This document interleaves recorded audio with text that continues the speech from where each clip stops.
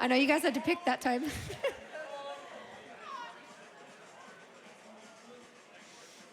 How about a $250 donation?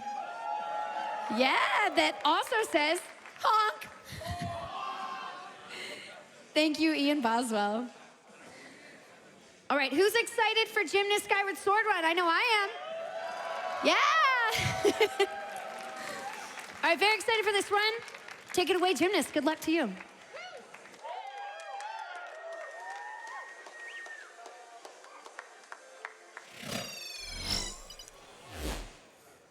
All right. Here we are. Welcome to Skyward Sword. Yeah, so this is going to be The Legend of Zelda Skyward Sword Any Percent for the Nintendo Wii. So do we have the final file name, or the file name that raised the most amount of money? I think you'll be very pleased to learn that it is indeed honk. Excellent. That's what I would like to hear. Hey. Is that all caps, or? No, just the H is capitalized. All right.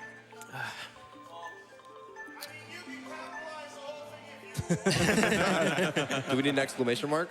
No, I don't think it. Okay. I don't know. All right, we got the exclamation mark. All right, so before we begin the run here, I would just like to, if the couch would want to introduce themselves. Hi, my name is Billy P75. I'm testrunner. I'm zayloox. And yeah, this is going to be, once again, The Legend of Zelda Skyward Sword Any Percent. So are we ready for a countdown? All right, 3, 2, 1, go. All right, so Legend of Zelda Skyward Sword. The first time this game got shown off was at AGDQ 2014.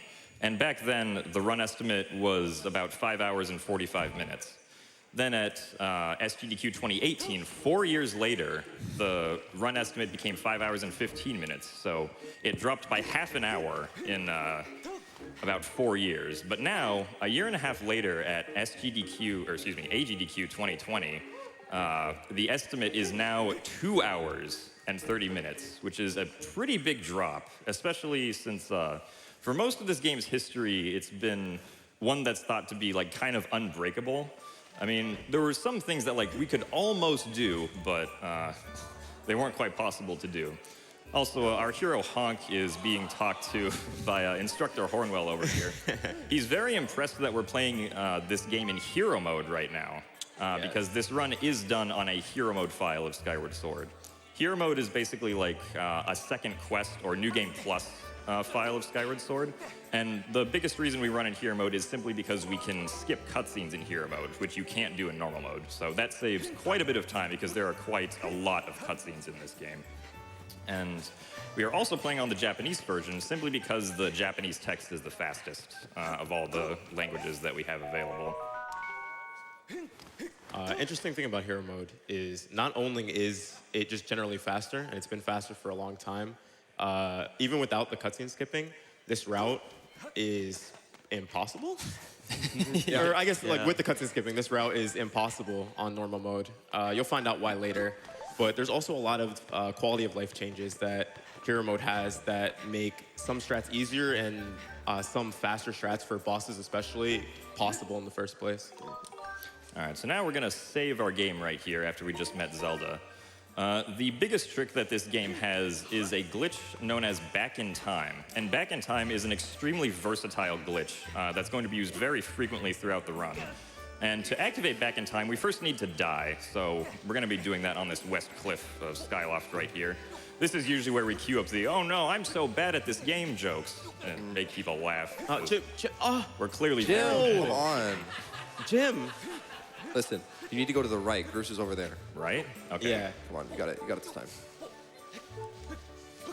All right, so we're gonna go to the right, right? Oh, Now, Jim. come on. Wow. Got him. It'd be like that. But yeah, so Do you still have time to reset?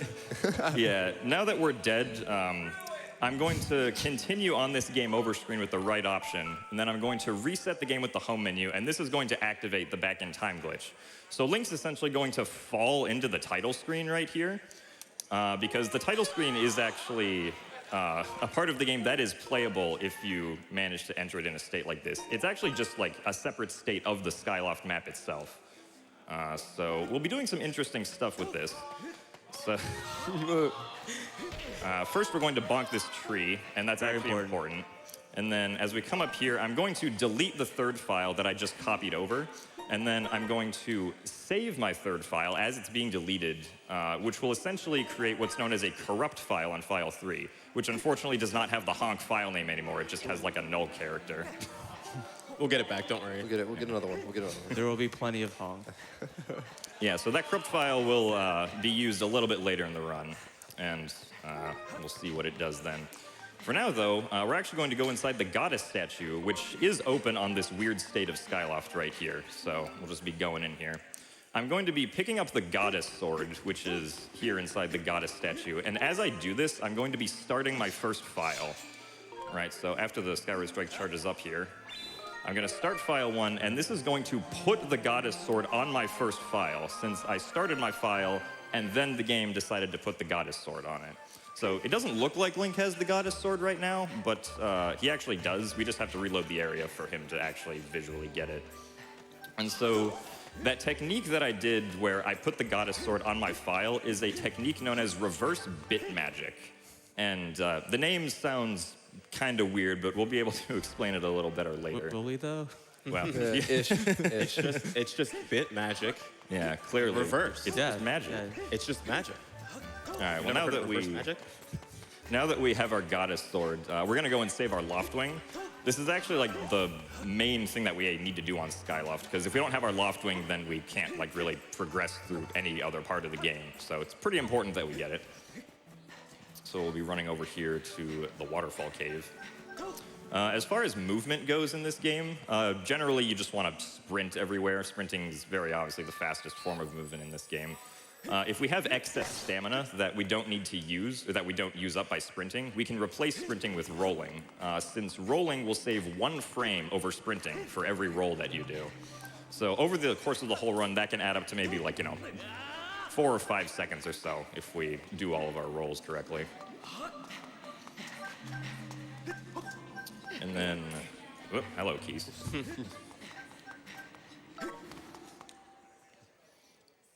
You notice a lot of times when Jim's moving around that, especially through loading zones, he's going to be doing a variety of different things entering them.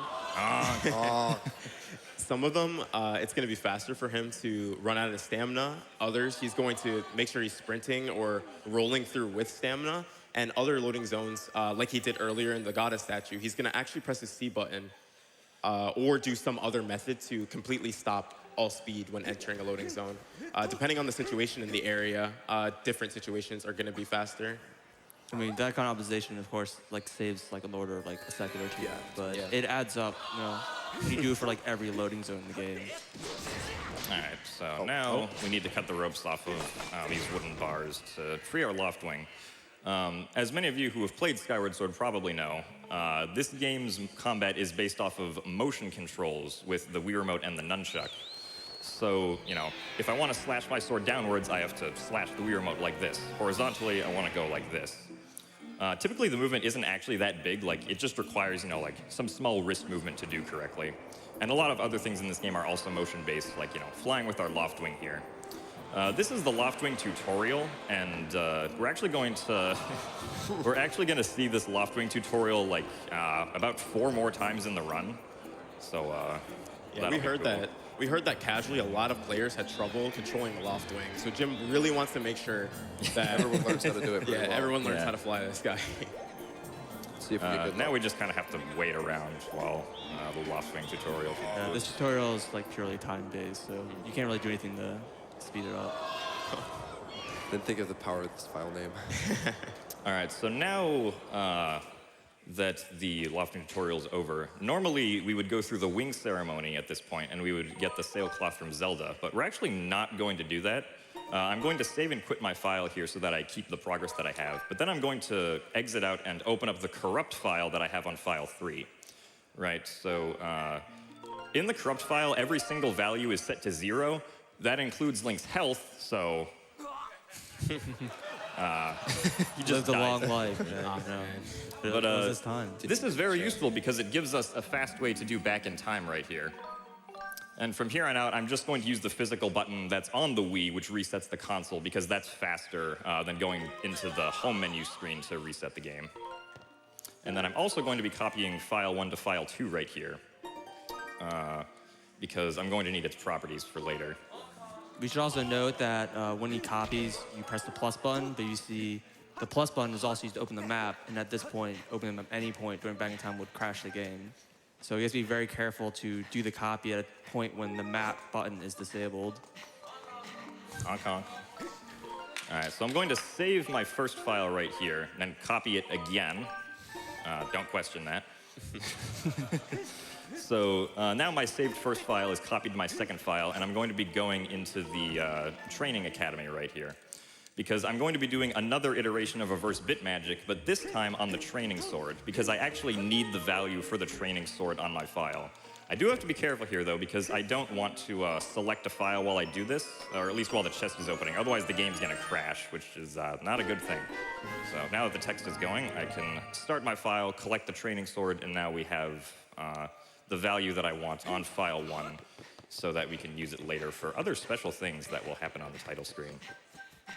And now we're basically done with Skyloft. We skipped the entire wing ceremony, we skipped the chase sequence with Phi, and so now we just need to go in and place the emerald tablet.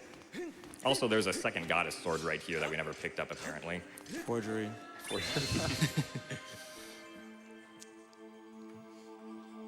And this is just the regular sequence you have to go through to get off of Skyloft. You have to put in the emerald tablet, open up the Farron Pillar of Light to the surface, and then we will be on our way. There is another route to this, and it involves a 2-frame side hop getting out of a cutscene, so it's not really safe for marathons. Yeah, this is more of a marathon safe route, specifically for the beginning portion of Skyloft. The normal way that you would get past doing the wing ceremony is you would do as Bailey said, a 2-frame side hop out of the cutscene trigger for the wing ceremony. But if you miss that, you lose 4 minutes, so it's not really the safest thing to do in a marathon setting. And just for comparison, this route versus the optional route loses about 30 seconds. All right, so now we got our hero garb, and we can finally get off of Skyloft. And then we also have to collect the item pouch from Fledge over here, who we talked to earlier at the beginning of the run. So if we have some donations right now, we can read like 1 or 2.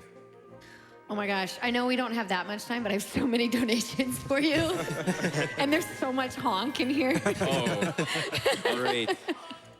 Well, first of all, we have a quick $1,000 donation from Jager. I think you guys can guess what it says. Honk? Honk, hype. Well played.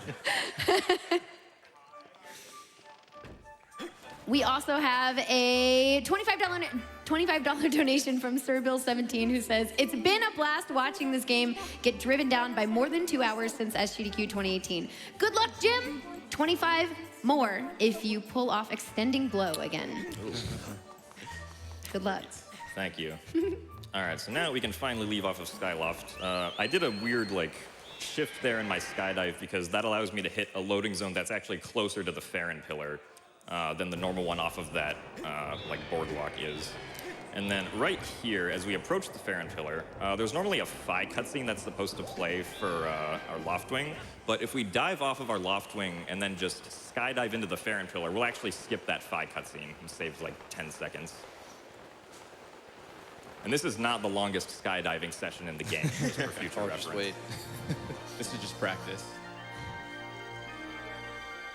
And another thing to note is that we also skipped getting the wooden shields. There's a free wooden shield you can get from one of the professors if you talk to them outside of the Knight Academy when you get the hero's clothes. But it's actually about 4 seconds faster over the course of the run to skip the shield, so we don't get it anymore. There's only really 2 major areas in the game where the shield even saves much time. And besides that, it's mostly just a safety tool. It's nice safety for the final boss. Yeah, but they're more fun without shield. Yeah. It's more of a challenge. Yeah. Fight clenching. Yeah, so we can just side hop to get past these Deku Babas. And for some reason, it saves like 3 frames to jump slash into the void there instead of like landing on the ground. There's a lot of like weird little things that save like a few frames here. And also, because I skipped the sailcloth, I can't avoid taking damage there really. So I have to get the damage that's done via the fall. Also, another thing that we didn't mention yet, but or I don't think we mentioned, but the hero mode version of Skyward Sword does double damage. But since we need to die to do back in time, double damage is actually pretty good for the most part because it allows us to die faster. And we'll be at like 2 hearts for like the rest of the run. Hope you like beeping. Yeah. Well, as a Skyward Sword runner, I've tuned out the beeping at this point. What beeping? Never heard it. We have time for one quick donation. Sure thing, everybody's ready to honk. Guys. We have a $25 donation from FTab who says, "Bucks for bonks." I will be donating $10 per bonk this run, as well as all other Zelda speedruns this week. Everybody get your bonk emotes out. Hashtag gymnast. And also, because we skipped the sailcloth, Link just kind of throws his arms in the air, and he rides these air vents up. It's really lucky that skipping the sailcloth, like, there's no hard requirement to go up gusts. You could just go up them without the sailcloth at all. It'd be really funny if we had to get that just to come back up here. I mean, it's the same like when you like first land in each area. There's like a cutscene where you pull your sailcloth out when you hit the ground, and Yeah, he doesn't have it. yeah, he Yeah. doesn't have a hail sailcloth, but does it anyways. All right, so now we're gonna go get the bottle, which is in a corner chest in this room. And then we will be talking to Impa, who's gonna tell us lots of great lore information about the game that we don't need to know because we're speedrunning it. But it's all about the lore, man. I have to know the story. All right, so we have this glitch in this game that we mentioned earlier called Back in Time, which, as I mentioned, is going to be used quite frequently throughout the run. You're probably wondering, like, why is it called Back in Time? Like, what does that have to do with playing the game on the title screen? And the story behind that is Back in Time is actually a glitch that's shared by multiple Zelda games. It's shared by Wind Waker, Twilight Princess, and Skyward Sword, although it's by far the most useful in Skyward Sword. Also, I need to place this beacon here, so... All right. First try, let's go. you did it. Congratulations. That beacon's actually really tricky. It's more lenient when you're zoomed out on the map there, but even if you're just like a little bit of the X is off, she can tell you to redo it. And then you can take the marker off and then put the marker back on with more of the X exposed, and she'll say that it's okay. She's a cartographer by profession. She knows her map. Has to be perfect. Yeah, so as we go out to the behind the temple area right here, we can have this nice camera cutscene showing us the beacon. We can actually take away the beacon and this cutscene will still play, and it's like, here's the sky. All right, and now we're about to get into our first actual sword fight of the run. Well, sort of. Sword. Yeah. So here are these 6 bokoblins.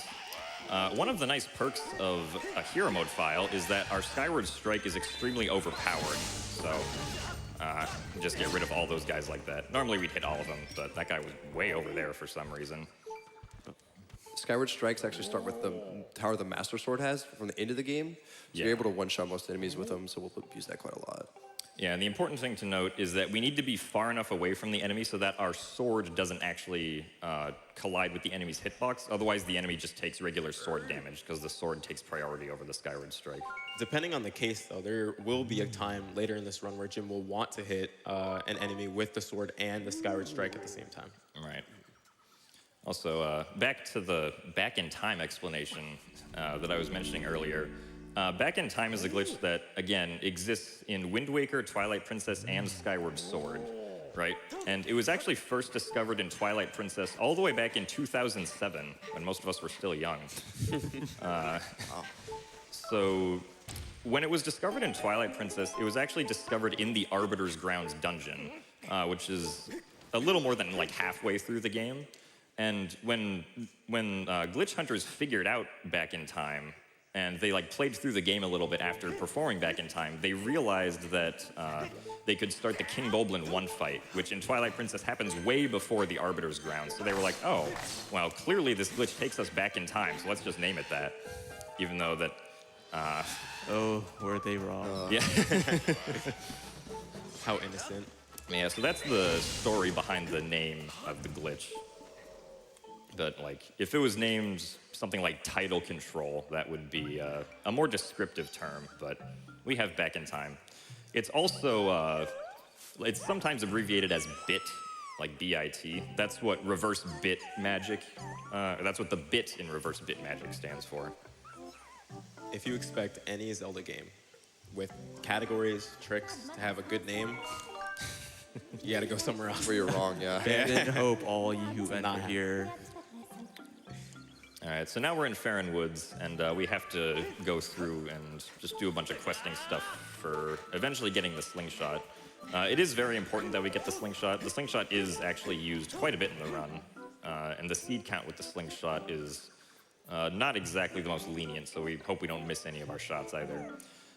Because we actually need to collect the slingshot, since if we don't collect it, we actually won't be able to collect any other items in the game, because collecting the slingshot also unlocks the ability to use the B wheel, or the item wheel in this game.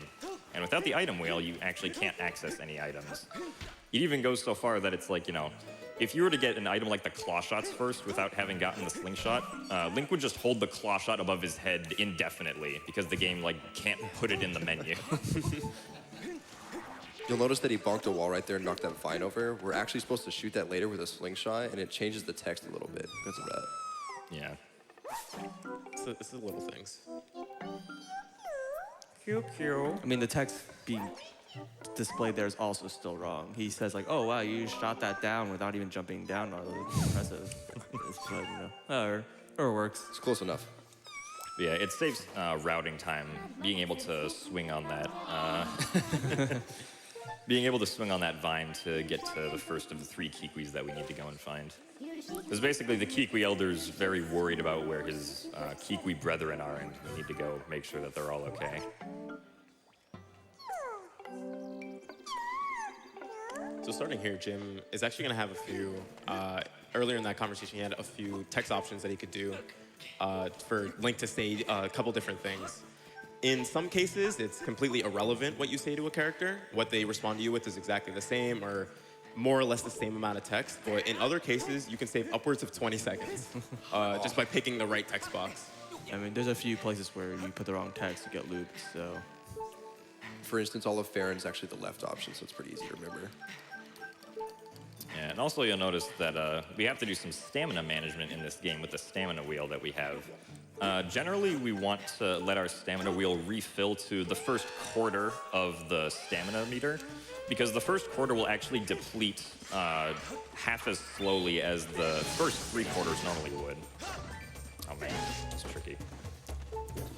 So typically the strategy is, you know, waste most of your stamina up until the very end, because you don't want to have no stamina, since that's really slow most of the time. And then you let it refill to a quarter, use up it all, or use it all up, and then just rinse and repeat for as long as you need to do that. Yeah, that can get really tricky, because if you do use it all up, you get exhausted, which essentially stuns you while you wait. And if you do like a spin attack or roll, it uses a bunch at once. And for example, if you like slightly more than a quarter and you do a spin attack, it will just instantly exhaust you. So you have to be really careful about how much stamina you have. Yeah, unfortunately, unlike Breath of the Wild, we don't have any types of techniques that can be commonly used in a run to have increased or essentially infinite stamina. You really have to manage it. It's part of what separates different tiers of runners, how well they manage their stamina, how well they just move through areas, going across slopes, where they roll, how many rolls they do. This game's movement's very technical. I mean, the game also does give you, like, potions that can make your stamina not deplete at all, essentially making it infinite for, like, a few minutes. But those aren't really worth the trouble to get, unfortunately. And you can't get them until you've beaten the Lanayru region of the game and gotten the harp. I'm sorry, I don't know what that is. All right, so for this Kikwi, I want to cut this grass in such a way so that the Kikwi doesn't move. Because if the Kiwi moves, the Kiwi crawls like really slowly across the ground to try to like take cover in whatever grass is remaining. But if we cut off all the grass at once from where it's hiding like that, then it just instantly becomes the NPC that we can talk to so that we can set the check for having found it. All right, so we got one more Kiwi coming up here. Just under this pole over here. If we have another donation too that we want to read, we can do that now. Oh, I have donations for you. We have a $15 donation from Daxter23 Jack, who says, if I could get the couch to do their best impression of Link's grunt, I would be grateful. Starting with you, Zay? No, we can start with Bailey. No. I would do it all together. Oh. Hide the evidence.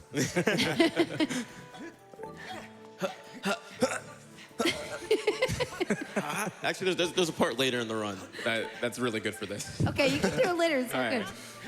We'll Anyway. get my word on that. We're going to regret it. Yeah, I don't know why we agreed. And then they no said, regrets. thanks to all of the volunteers. Oh, thanks to all the volunteers and everybody working behind the scenes. Give it up for the volunteers. Absolutely. You can read one more. Okay, we have a $20 donation from Carrie Fu01, who says, honk! Good luck, Jim. Happy to be watching and happy to donate. Thank you. All right, so now that we've finished this long conversation with Buka, we can finally get the slingshot. Also, yeah. Oh my. Oh my. Oh, what is happening? That was an terrifying. aggressive cue over there. Kiwi's angry. All right, so now we got the slingshot. We unlocked the item wheel. We're also now going to go through one of the most beep-heavy small segments of the run. During this next segment, the B button is going to be beeping because it wants us to use the slingshot. Phi is going to be beeping because we're on low health. Our stamina is going to be beeping because we're going to be using it, and our hearts are going to be beeping because we're at low health, technically. But at least the C button isn't beeping because he pressed C earlier. Yeah, the C button could also be beeping right now, but I decided to spare you guys. I don't know what you guys are talking about. I don't hear any beeping. He's scarred. Too many years.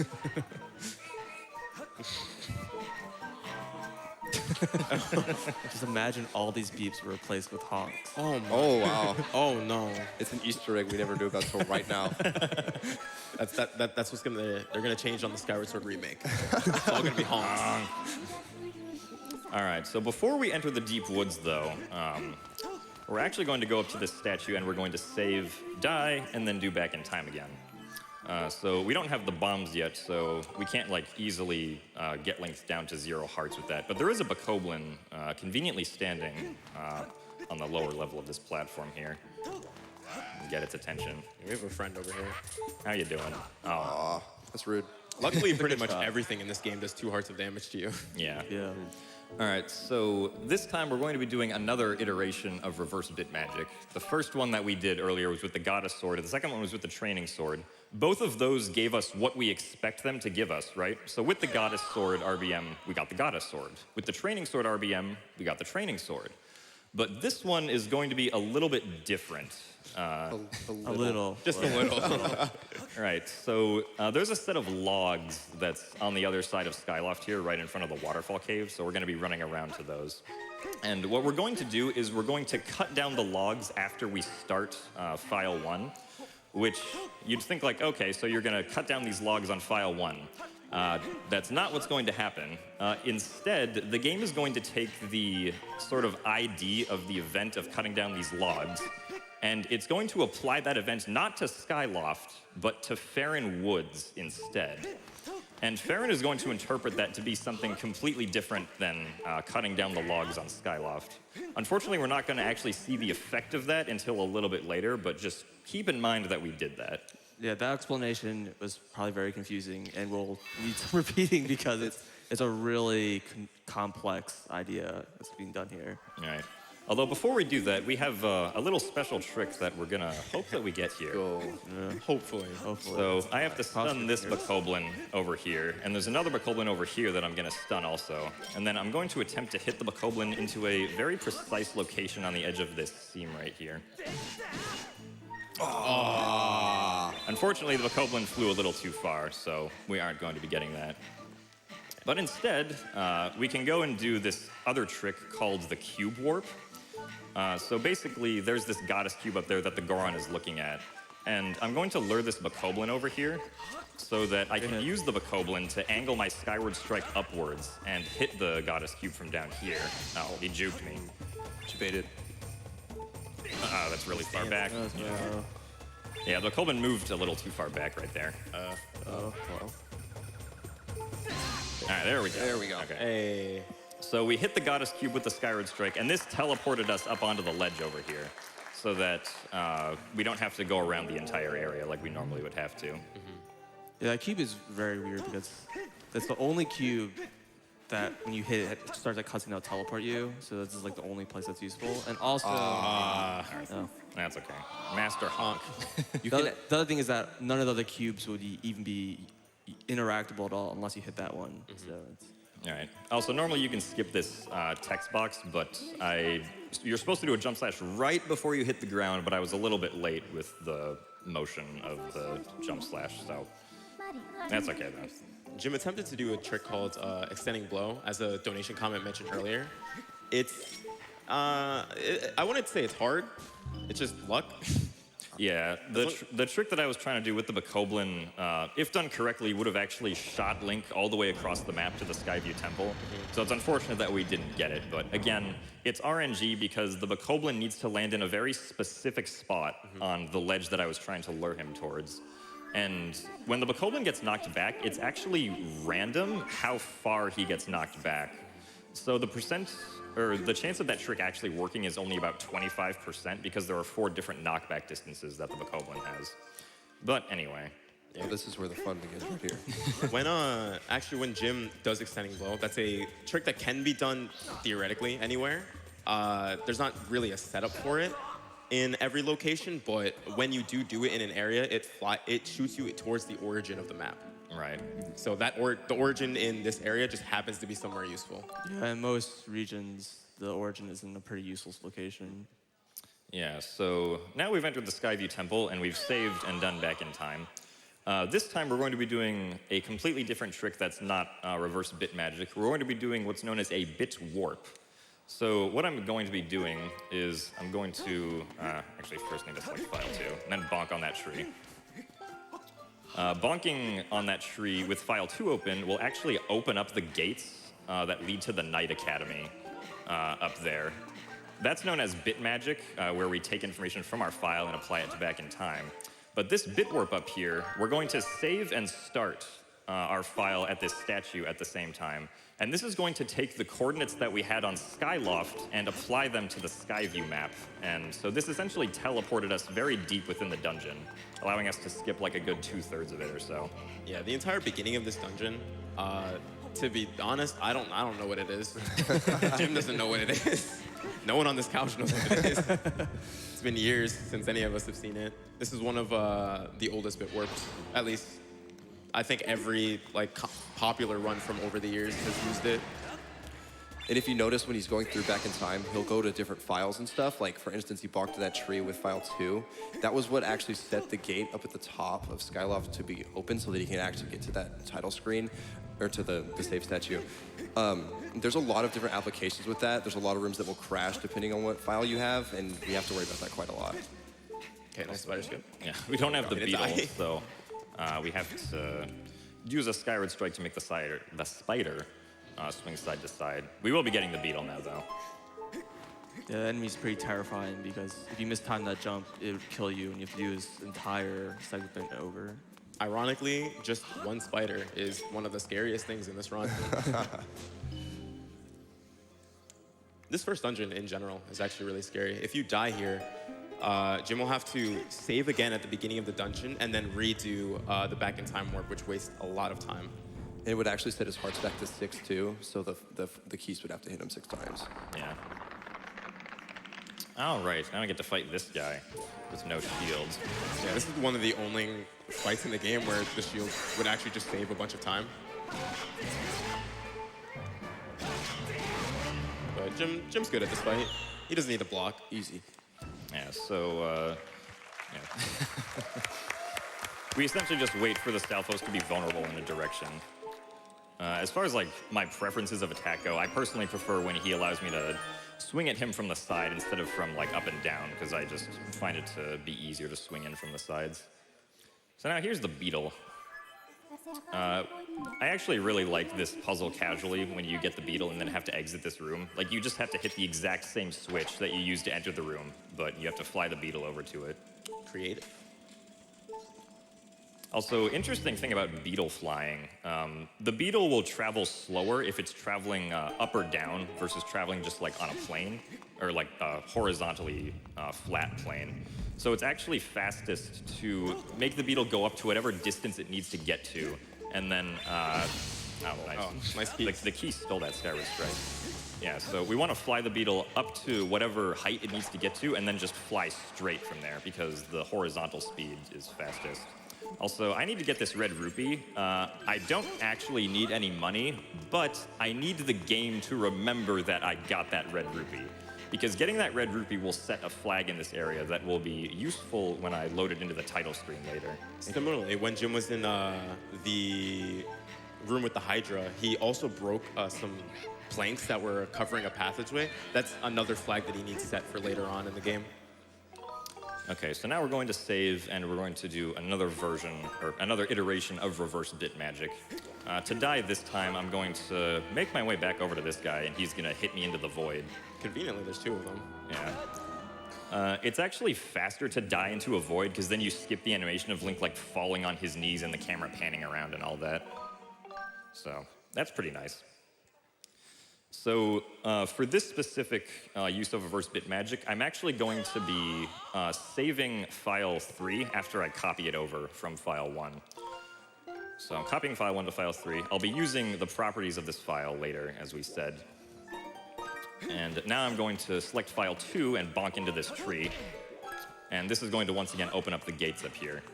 And now, when I save file 3 up at this statue, a specific set of flags will get loaded in from file 3 that will produce a cutscene trigger on this map.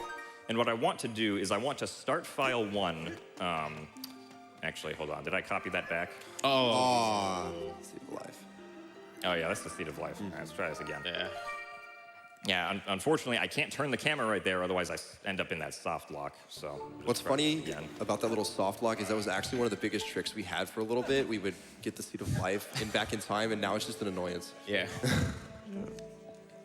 It went from one of the biggest breaks between 2 GDQ runs, pretty much, to being something that could just lose us a lot of time. Yeah, so the cutscene he's trying to trigger here is that after you get the practice sword and you leave the academy training hall, there's a cutscene where a gossip stone pops out and says, "Hey, I'm a hint stone if you need any hints," or whatever. And there's a flag of whether or not you've watched that cutscene. So that's the one we care about right here. Yeah, so what I failed to do last time is I failed to recopy file 1. Because by by saving file 3 at this statue, file 3 is now actually saved in Skyloft, but I want file 3 to still be saved in Skyview for this. So now I'm going to start this file, and I'm going to roll into the trigger for that cutscene. It was a little hard to see because of the fade out, but the cutscene did start.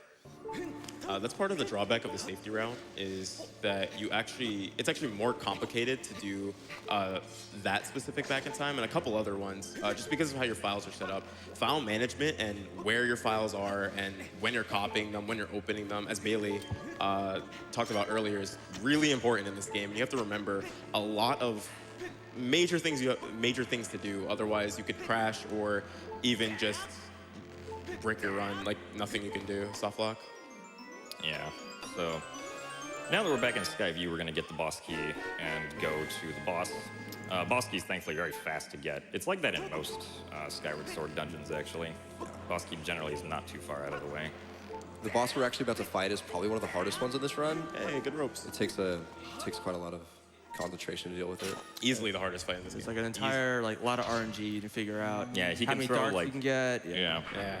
So, that cutscene that we watched as we started file 1 back on the title screen, when we watched that cutscene, it set the flag for that cutscene not in the Skyloft region, but in the Skyview region.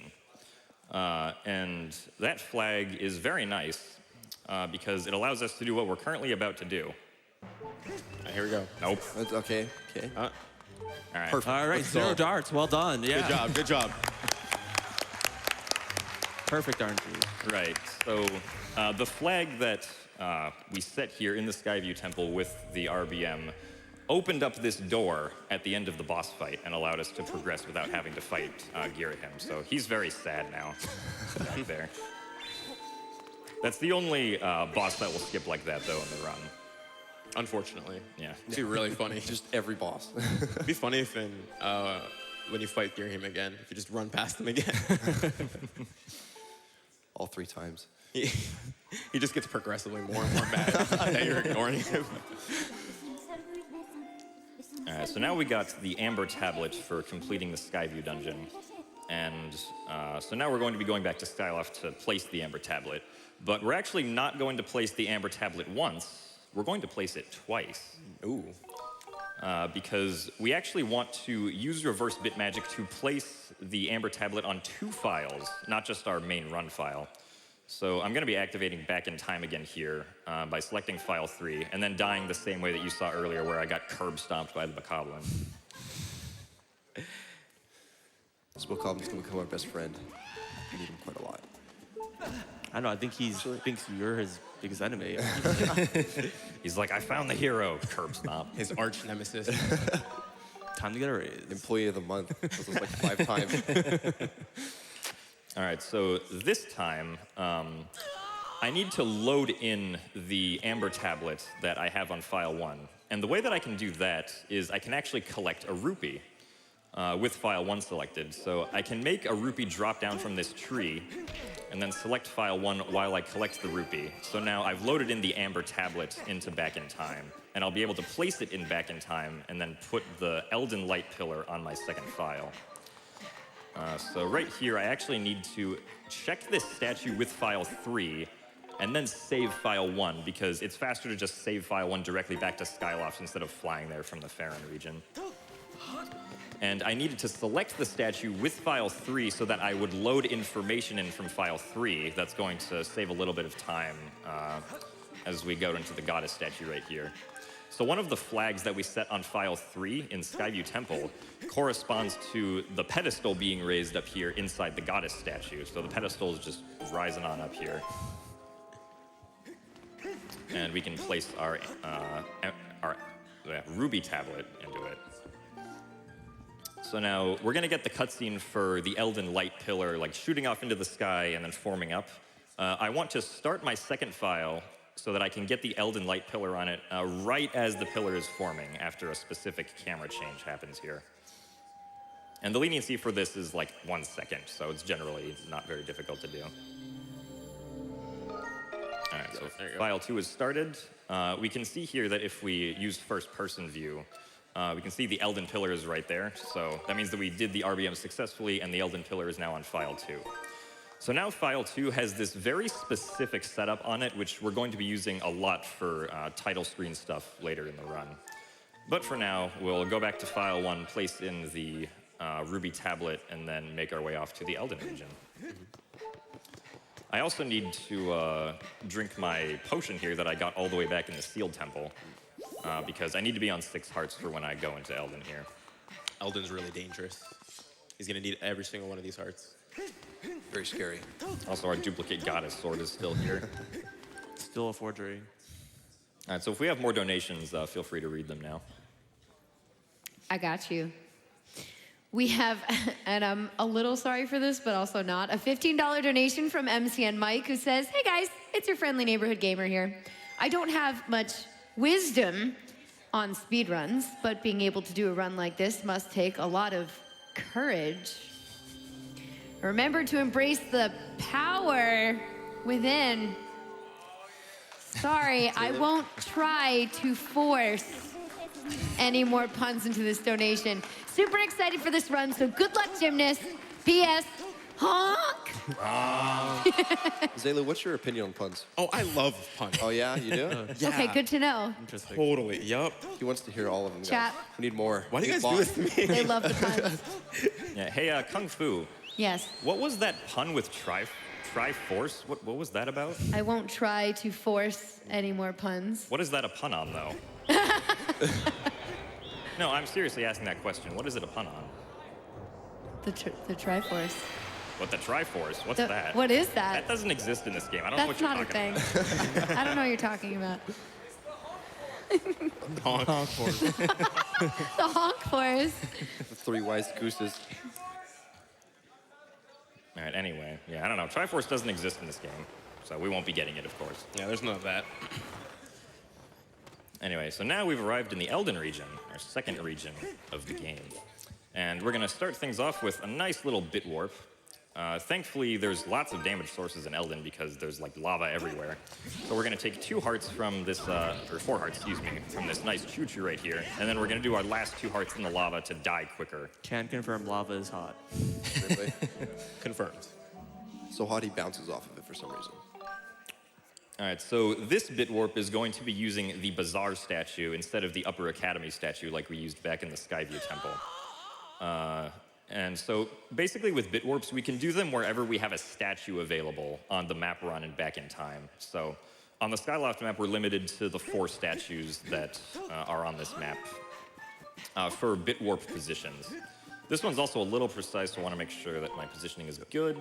Game's going to lag a lot right here as we load in. Because this bit warp is actually going to spawn us inside a goddess cube, and then the goddess cube is going to push us underground so we can hit the loading zone for the Digging Mitts cave here. And this is why I needed 6 hearts earlier, because I'm going to take 4 right here. And I don't really have a choice there because I don't have the sailcloth. All right, so now we talk to this nice Magma here. He's really sad that all these Bokoblins exist, so let's go get rid of them. We're exterminators now. As you mentioned with the statues, having statues present in Skyward Sword 2 Enhanced back in time is actually one of the main reasons why you can't do a lot of these shenanigans in TP. It's a really common thread if you talk to any TP runner to be sad because all the new things that are found in Zelda games should work. They should work, they're right there. You can see them, you can taste them, but one thing just prevents them from working. And in this case, for something like bit warping is having save statues with set coordinates in the back in time map. Yeah. All right, so Link's gonna do a little more throwing up of his arms as we go through some vents here. And for my next magic trick, I'm going to place this bomb down in front of me. It's gonna explode and not damage me at all. For some reason, we're not entirely sure why that happens. We'll never know. Explosion proof. Yeah. They wanted to give us one speedrun trick. That was it. Nintendo was being nice.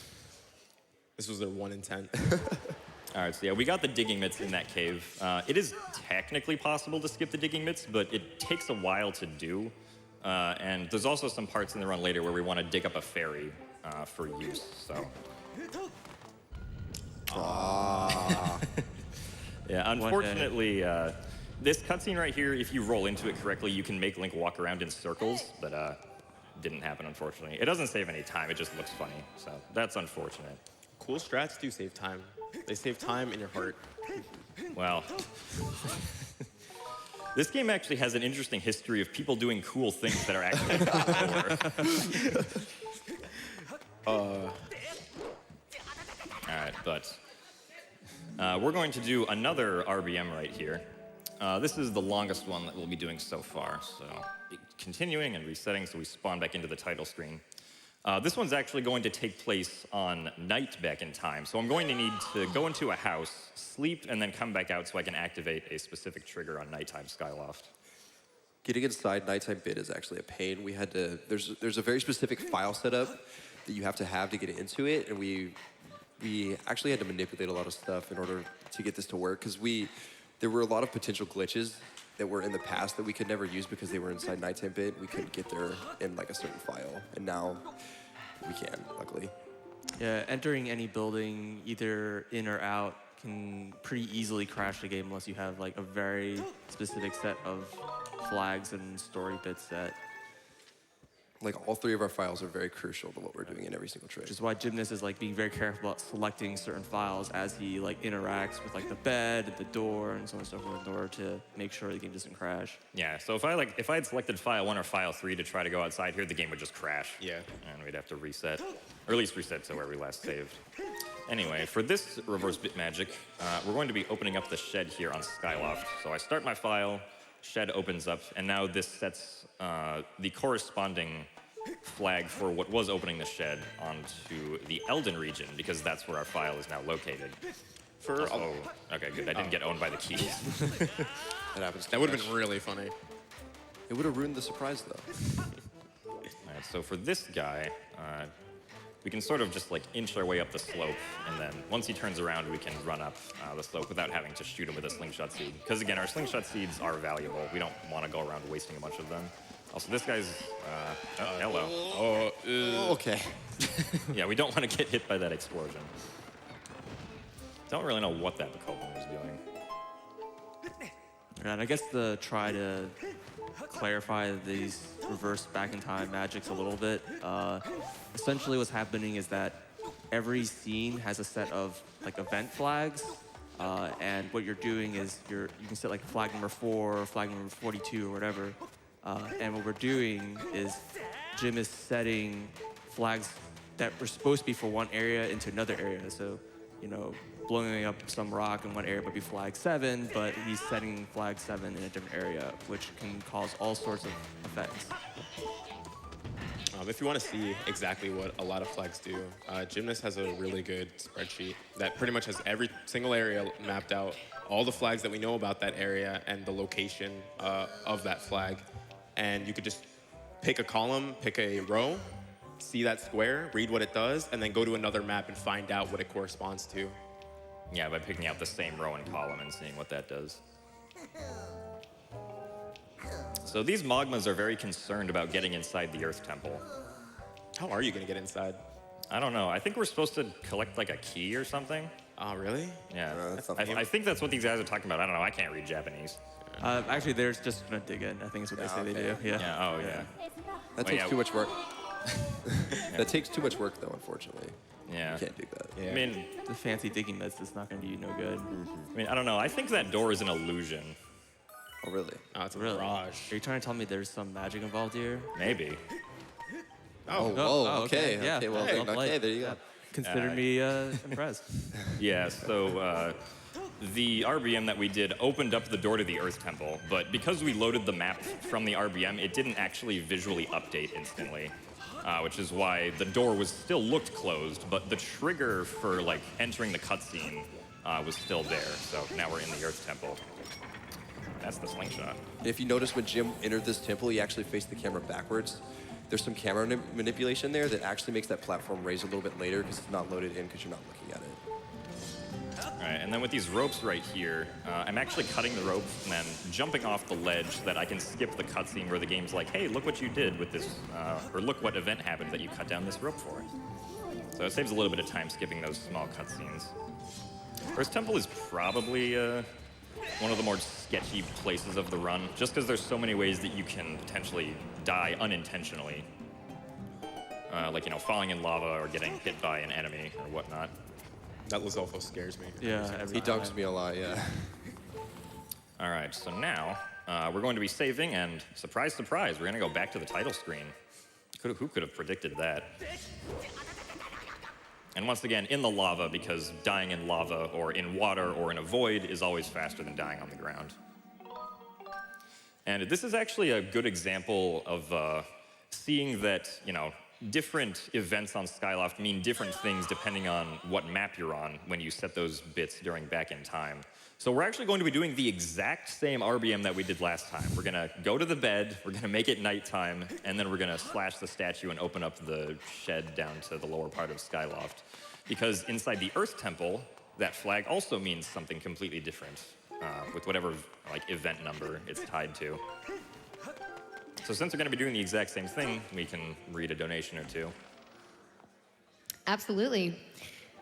We have a question donation. So Sorry Anna donates $25 and says, if Link is a honk, Would that make Ruth goose? Oh, no. What have you done? I mean, seriously, though. Okay, we also have a $15 donation from Moby Mantella, who says, good luck and have fun, gymnast. Much love from the Discord crew. Let's get that extended blow. A little late, but Yeah. Wanted to throw that in there. yeah, thank you. We can pretend that he got it. Yeah, for sure. First try. Retroactive clapping. Proud of you. Yeah. First try.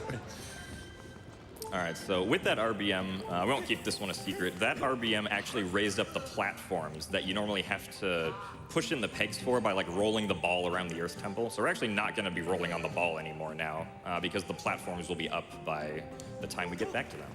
But I do have to go out of my way to get the bombs here. And so I need to blow up this pile of rocks here. This bomb's also not going to damage me, even though I was like right in front of it. That time it was because I was in the crawl space, though. And now we get to this nice Lizalfos fight.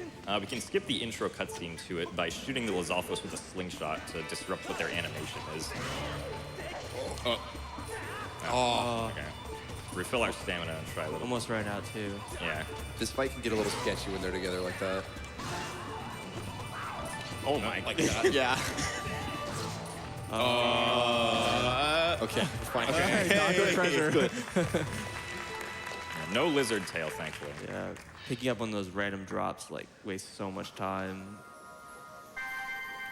All right, now we have our bombs, though. And bombs are nice because now whenever we have to do back in time, we can just, blow up a bomb in front of our face, and it'll deal damage down to 0 hearts if we have 2 or less. It'll actually hit us this time. Yeah, it will actually hit us this time. We're no longer impervious. All right, so now we have to go out and talk to this lovely Magma again. He's the one who lost his bomb bag, but he's so generous that he's gonna give us the bomb bag. This is also the only time we're using up as the fastest text option for any percent. And then he's also so generous, he's gonna give us 5 bombs to use, or to put into our bag, I guess. Skyward Sword has this really cool mechanic where you can actually pick up bomb flowers and add them to your bomb inventory. It's just like a really good way to be able to add more bombs to your inventory, even if there's like no bomb drop anywhere. No, wait, no, this is not an idea. Yeah. Oh, Instinct. Jim. Yeah. I would have tackled you. I was ready. Slap the remote. Jim. Yeah, so normally here, after getting the bombs, you go through this whole like side part of the dungeon where you roll the boulder all the way around and then hit some peg and they'll raise that bridge, but the RBM skips the entire sequence. Luckily. All right, so now we get up to these stamina slopes. This first one has a hide area on the side here where we can refill our stamina, but the second one doesn't. So we're gonna be doing this technique called stutter sprinting. And I believe the couch owes one donation, or one donator, some grunting. I was really hoping you forgot about that. As Link's gonna be doing a bunch of grunting here in a moment. Hey!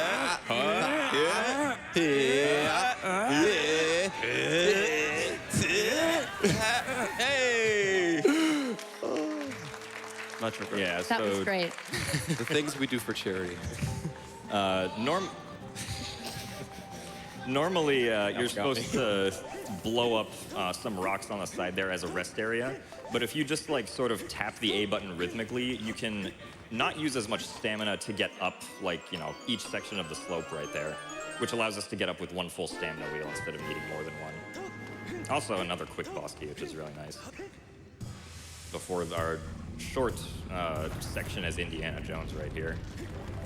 With good music, too. I really like Kingdom of the Crystal Skull. Something I always missed casually, and someone had to point it out to me, was how this boulder actually follows you through to the next room and becomes the boss, which I always thought was a pretty nice touch. Yeah, so that boulder is the boss of this temple, Skuldera, which unfortunately we can't skip, much to our sadness as Skyward Sword speedrunners. The tricycle is coming. You Yeah, feel it? hopefully. I wish we had the GIF. Shout out to the Hero Fred. All right, so we have time for a donation or two now as we get into this boss room. Okay, perfect. We have a $10 donation from the Terminato, or Zero, who says, hi, gymnast. Nice to see you running Skyward Sword here, and thanks for doing what you do. Also, a honk, apparently. We also have a $200 donation. Yeah, very nice. Woo!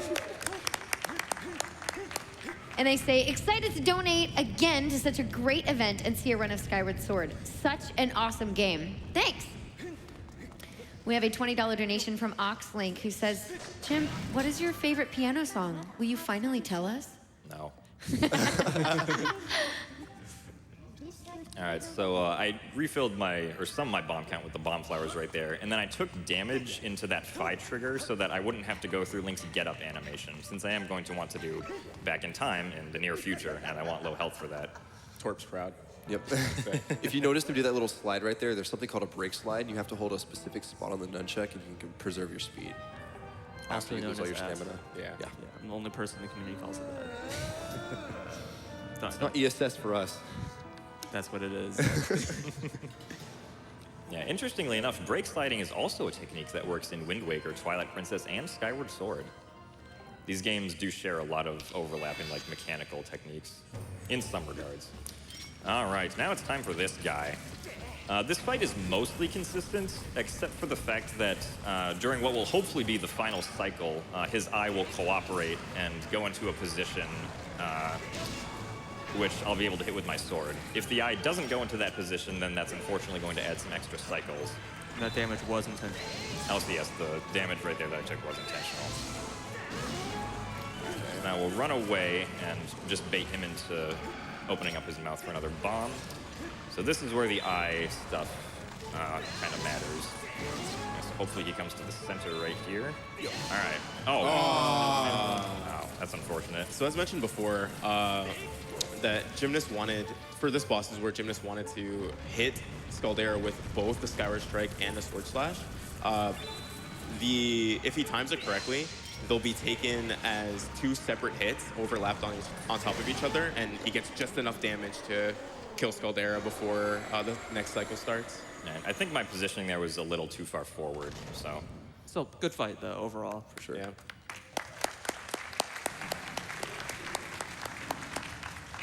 This fight's really tricky, and it has many different strategies people have developed over the years, because he's got multiple phases, and you try to do very specific amount of damage at certain times to try to, like, reduce the number of rounds that are in the fight.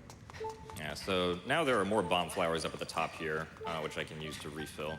Normally I'd only get 4, but because of the fact that I had to waste another bomb getting that extra cycle on Scaldera, I can actually pick up 5 without losing any time. The reason for that is because the door that's right there, which is like the exit to the boss fight, is actually like glowing and dimming on a cycle.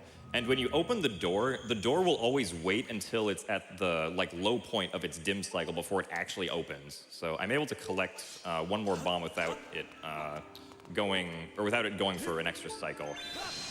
And that can actually be used for a strategy that will save 1 second, like an hour later. The most important second. Yeah. If I remember to do it, that is. All right, so now that we've beaten the Earth Temple, we get the Amber Tablet, which opens up the Lanayru region. Honk is ready to go to Lanayru. He's going to do a lot there. It's wild ambitions. All right, so as we exit the temple here, I'm actually going to hold the Z button to skip a walking animation, which saves like 2 seconds, so I can get over to the statue over here faster. So this time, before we place in the Amber Tablet, we're actually going to take a little bit of a detour to the Thunderhead. Now, the Thunderhead is not supposed to be an area that you can access until you play the Ballad of the Goddess on Skyloft. But as you can see, there's the... you can kind of see it on screen. There's like a blue line across the screen, which indicates that the Thunderhead area is open. And you might be wondering how that happens. And the reason for that is because when we did the RBM in the Earth Temple, where we pushed the gravestone as we started our first file, that also just so happened to RBM the Thunderhead open.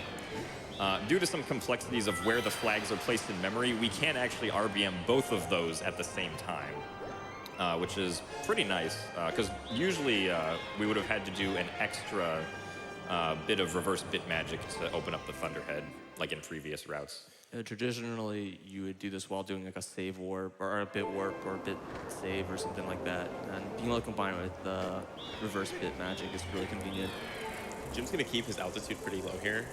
These Skytails. Yeah, these Skytails are terrifying. He only has 2 hearts here. If they touch him, he dies, which is really bad considering that he's gonna have to die again pretty soon here. And damaging down more hearts just takes, a lot of time. And if you notice that fee cutscene Jim got when he came on the sky wing from the portal, actually you can skip that if you got extending blow. That cutscene doesn't play because I think it's because the goddess cube didn't get activated, right? Yeah, that's correct. It's tied to Fi telling you about the fact that goddess cubes exist. All right, so now Honk's got to solve this puzzle right here. Thankfully, this puzzle is the exact same every time, so we just got to push the pedestals around in a specific way here. So we can read a donation or 2 right now. Alrighty, we have a $25 donation from Crunchy Banter, who says, "Hey Jim, been watching you for a while. Good luck on your run. Been a long-time viewer of GDQ, and I'm finally in a position where I can donate and help out.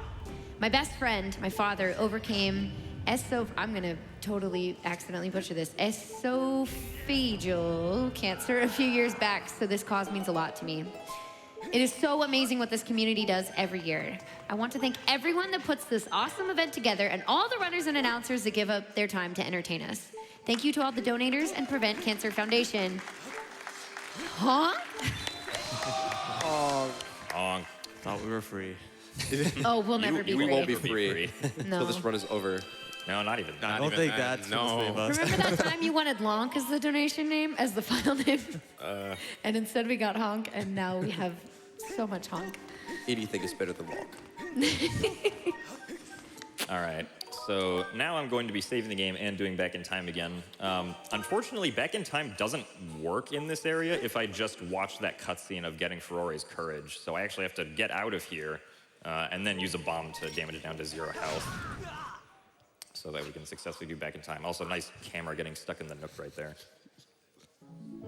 So for this back in time, we're going to be doing something similar to when we placed the Elden Pillar on file 2, except we're going to be placing it on file 1. It's actually faster to save file 1 in back in time at the Lower Academy bird statue, and then use the quote-unquote early light pillar with the amber tablet to put it on our file, because it skips us having to run back out of the goddess statue and all that.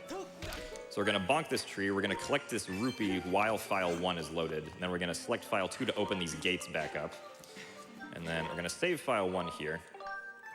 And I'll be going back to the splash screen to get rid of some lag, because lag can get pretty bad in back in time. Yeah, Jim's gonna try to attempt to minimize lag whenever he can. A lot of times it's just dependent on what files he has open, or sometimes the file menu in general is gonna cause lag, and he wants to be on the splash screen.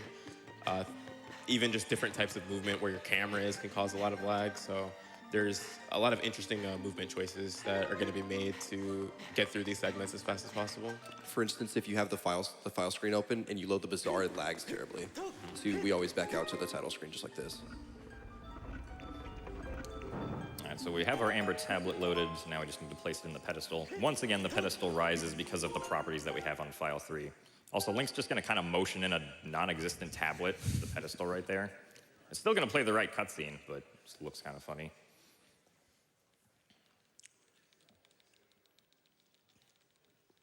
So now here's the cutscene. Once again, we have the same timing where right after the camera change of the light pillar forming, we want to start our file.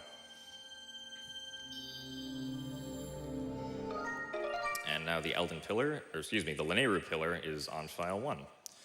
We're actually not going to go to the Lanayru Pillar quite yet. We're actually going to make a detour back to the Farron Woods. Because now that we got Ferore's courage, we can actually go and get into the Farron Silent Realm. And you're probably thinking well, wait a minute, you don't have the harp yet. How are you going to, open up the Farron Silent Realm? Because you can't play the instrument.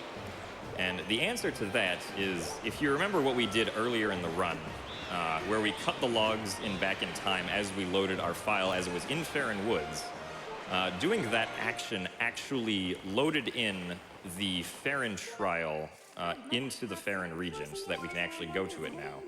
But the problem, as I said earlier, is that the map isn't in the correct state to load the trial, and the trigger for loading the map in the correct state is obtaining the Ferrari's Courage song. So we're not going to play the song, but we just need it for the trial to load in at all. So now Fi's going to be like, hey, I think I sense a trial here. Oh, wow. So for those of you familiar with Skyward Sword, you might be a little confused now. This isn't the order that a lot of people are used to, even with seeing people do the safe route. Well, I think Gymnast has a little bit of explaining to do on that one. Yeah, so, you know, I woke up today in the GDQ hotel here in Florida. It was a nice day. I got some good sleep, and then I, of course, like every gamer, I go to check my Discord notifications. And in one of my DMs, I see a message from Azer67, who is a glitch hunter and router for Skyward Sword, and he says, Jim, I think I have an idea for a route change for any percent on the day of your GDQ run. And I'm like, okay. 12 hours before it. Let's see what we can do here. So this route is different from the one that you would normally see in like any other Skyward Sword any percent speed run out there on the internet or on YouTube. World premiere.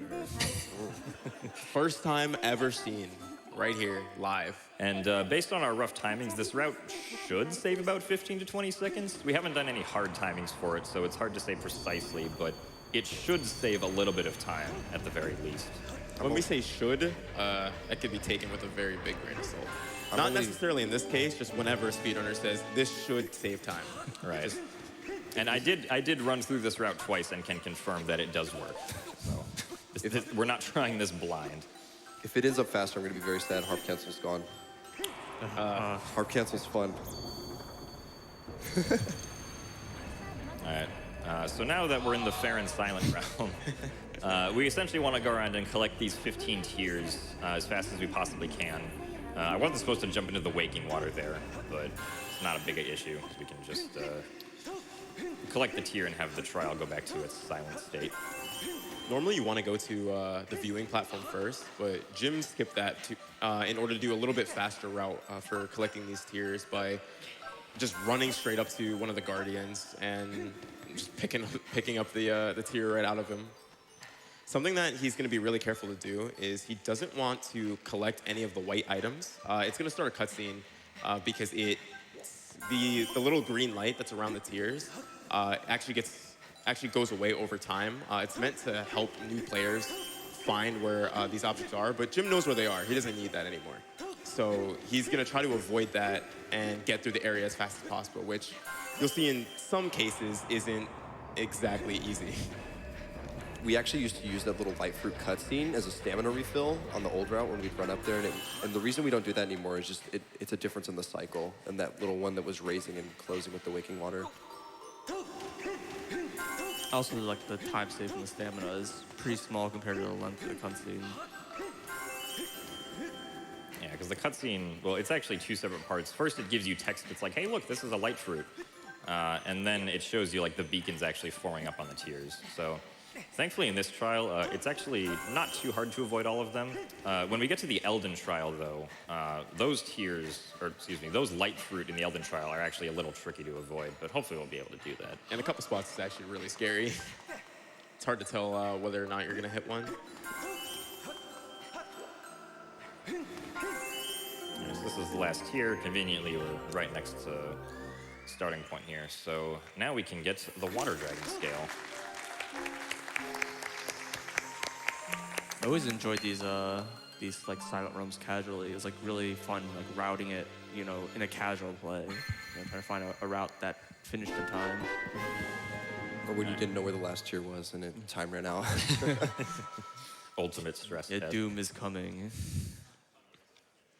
All right, so now we got the water dragon scale. In reality, the water dragon scale is only required for one single use in this entire run. We use it in any place where we can. But the only place the water dragon scale is required is for jumping up to the entrance of the Ancient Cistern. If we could somehow get to the entrance of the Ancient Cistern without collecting the Water Dragon Scale, then we would have skipped having to do this trial and skipped getting Ferori's Courage altogether, because we only get Ferori's Courage so we can get to this trial to get the Water Dragon Scale. Also, I was supposed to fly to the sky there. It's only a matter of time before they get out. Safety save, yeah. Safety save. Be safe. In the route that I was planning on doing, we do save here normally, so muscle memory. Plans never work out. True. All right, so now we're going to fly to the Lanayru region, though. You know what they say about marathons? Do something new. Hey, Jim, since you're going to Lanayru, I really don't like it that much. Can you try to speed up? Yeah, Jim, I hate sand. I really... Yeah, oh, I mean, well, it's I know. coarse and it gets everywhere. Yeah, that's true. I think you guys won't have to deal with it for long. I think we'll be okay. Oh, that's good. Are you just really fast? Well, no, actually, there's this really nice man who we can go meet, and he's going to tell us some secrets about the area. Oh, really? That's really? cool. Yeah. Oh. He's a little scary, though, so don't get spooked by him when you go meet him. Oh, okay. He's really the sweetest, most sensitive guy. Don't really. I'm really tough. I don't get scared easily. All right, yeah, so now we've entered into the Lanayru region. And of course, first thing we're going to do is after we skip this cutscene, we're going to go over to this statue and we're going to save. And then immediately after this, we're going to die and we're going to do back in time again. So obviously with our bombs now, that's not a bomb. Nice bomb. Yeah, but with our bombs now, it becomes much faster to generally perform back in time. And for those of you at home who might have joined us late, when I do back in time, I'm actually pressing the reset button on the Wii console itself to perform back in time because it's faster than going into the menu to do so. We had a conversation a few hours ago about how many younger viewers may never have owned a console that has a reset button on it. Terrifying. Hello. Where are you? Scary. Yeah, it's going away. We're getting old. All right, so I collected that stamina fruit in Back in Time with file 1 loaded. This actually loads in the Water Dragon Scale into Back in Time, so now I can get over to this side of Skyloft by just jumping out of the water like this. It looks so slick. When you get it and don't bonk, it's so nice. That's one of the things in this route that saves, in this new route that saves time. Normally in the old route, you would have to come here without the Water Dragon Scale at least one time, and then you would only have it subsequently. All right, now we're gonna meet this. Oh, geez. Oh, man. Yeah, I don't know. He's. Uh-oh, he noticed we're here. Oh. Jim, watch out on the title screen. Would you like to view the WeMotion Plus tutorial? Oh, thank you, Jim. Oh. Oh, no. Oh. He's back. All right. Oh. Oh, no, yeah, he's scared. Uh-oh. All right, so for this reverse bit magic, we're going to be talking to this lovely demon man, Betro. This is a reverse bit magic that's essentially going to let us skip pretty much all of Lanayru, because once we finish his dialogue and start our file, he's actually going to give us the flag for the bird statue that's in the Temple of Time in the Lanayru Desert. Now, if you remember, well, first, I'm actually going to show you a hidden rupee. Wow. Probably didn't know that was there. Yeah. But anyway, so yeah, the Temple of Time statue, you're only supposed to be able to access it after you go through Lanayru and beat the Lanayru mining facility. Because it's supposed to be like an easy checkpoint for you to like save or go back to the sky after you get the harp. But because we have it now, we can simply just exit out of Lanayru, go back in, fly to that bird statue, and then we can get to the backside entrance of the Lanayru mining facility. And the great thing about that is that we can just go in and out of the Lanayru mining facility exit, and we can start the harp cutscene. So this essentially skips the entire first part of Lanayru with like exploring the general area and going through the entire Lanayru mining facility.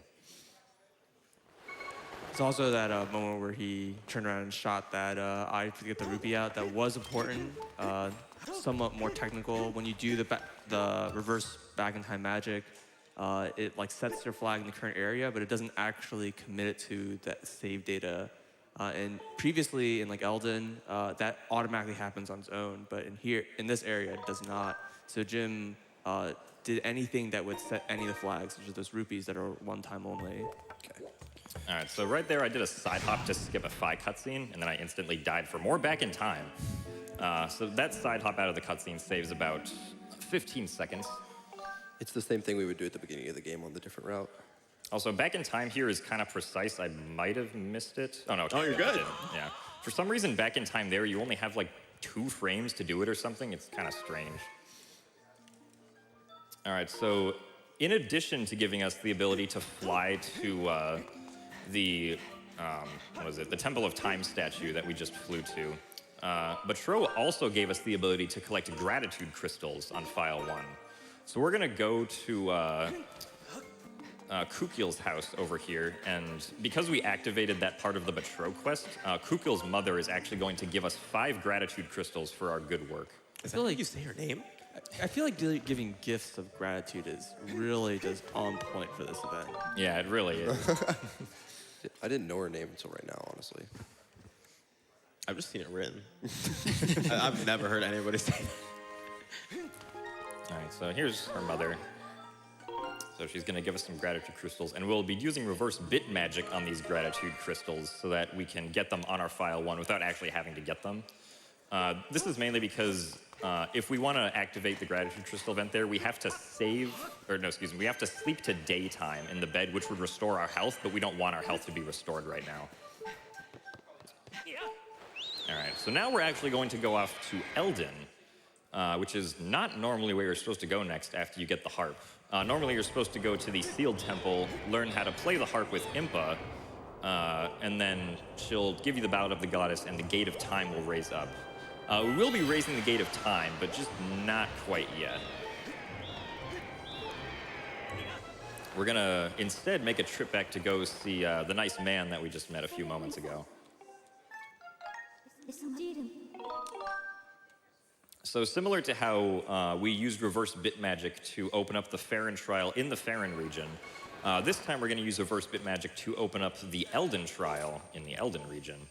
And this is important because this is what allows us to completely skip what would normally be the second trip to the Lanayru region, where you'd go to the Sand Sea and beat the Sand Ship. Because the only reason we ever beat the Sand Ship was to get the song Din's Power and be able to open up the trial gate here. So it's actually kind of ironic that we're using reverse bit magic to open up all these trial gates, because it means that we never actually end up using the harp, despite the fact that we get it. We basically just get it to set like correct game states and stuff. All right, so once again, I need to collect this stamina fruit with File 1. This loads in the water dragon scale so I can get across the river. Then check the statue with File 3 having been my last selected file. Jump across here. Still sick. Speaking of not using harp, that's actually a good thing. Yeah. The harp is... A lot of people complain about Skyward Sword's motion controls. Some think it's bad, some think it's good. Something that's pretty objectively awful is the harp. It just doesn't function properly. And trying to play the songs that you're supposed to play throughout the run like properly takes a lot of practice. So this time we're RBMing the reward that we get for giving Batro 5 gratitude crystals, which is why we collected 5 in the first place. Because for every reward that Batro gives you, that sets another flag in the Skyloft region that we can use for reverse bit magic. And right now, because this is the Elden region, we can just reload the area and we have our trial gate. Hey. I wish you luck on this one. Opening this trial gate was just such a humongous skill. Because, yeah, I mean, the whole point of going to Sand Sea was to open that gate. The less sand, the better, for sure. And that also means that we're going to be skipping both the bow and the clawshot items. We will not be getting them. There will not be an arrow in sight in this run. That's what you think. But now it's time for the Elden Silent Realm. The Elden one is significantly harder to do correctly compared to the Farron one. partially because of the location of the light fruits, which get in our way quite a bit, but also because there's just a lot of technical stuff to do in this trial. Yeah, there's a lot of cycles in this trial, so Jim's just trying to go as fast as possible to make sure to get all the fast cycles. But it also means taking a lot of tight corners and a lot of risk. Not to mention that this trial has more guardians and more chances to activate them than other trials do, and also just has, unlike Pharaon, where really the only other hazard was the poisoned water. In this trial, you have lava everywhere, which also makes you void out. And when you void out, you lose time on the cycles and everything changes. Right. This light fruit is particularly annoying because I want to get around it on this side of the ledge so I can side hop down here to that rock or that platform. That's nowhere near the worst one in this section yet. And that one right there, the entrance to the Bone Bridge. And this one right here. They really want you to get some light fruits. One of the really nice things about these trials, though, in the speedrun is that there is no RNG generally. So, like, as long as you play well, it'll end up well. Yeah. It's all skill. This tier is a little interesting. We want to swing on the rope. Ooh. Am I too far back? Yeah. Looks like it. Why did I jump off the rope? I should have just stopped and climbed up. Yeah. Oh well. Our favorite Wind Waker mechanic. All right, there we go. There it is.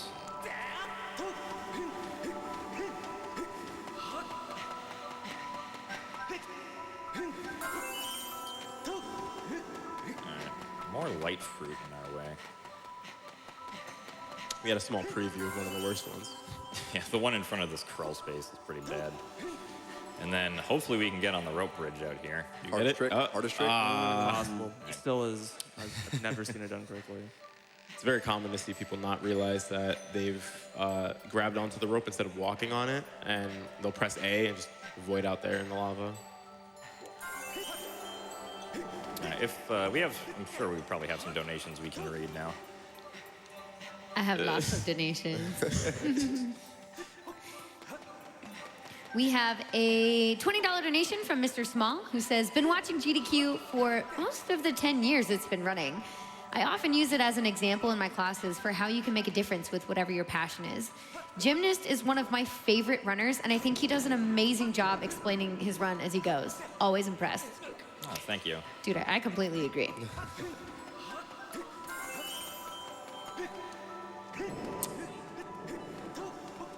We also have a $15 donation from Pluffy, who says, I'm so excited to be here at my first GDQ to watch Jim run Skyward Sword in person.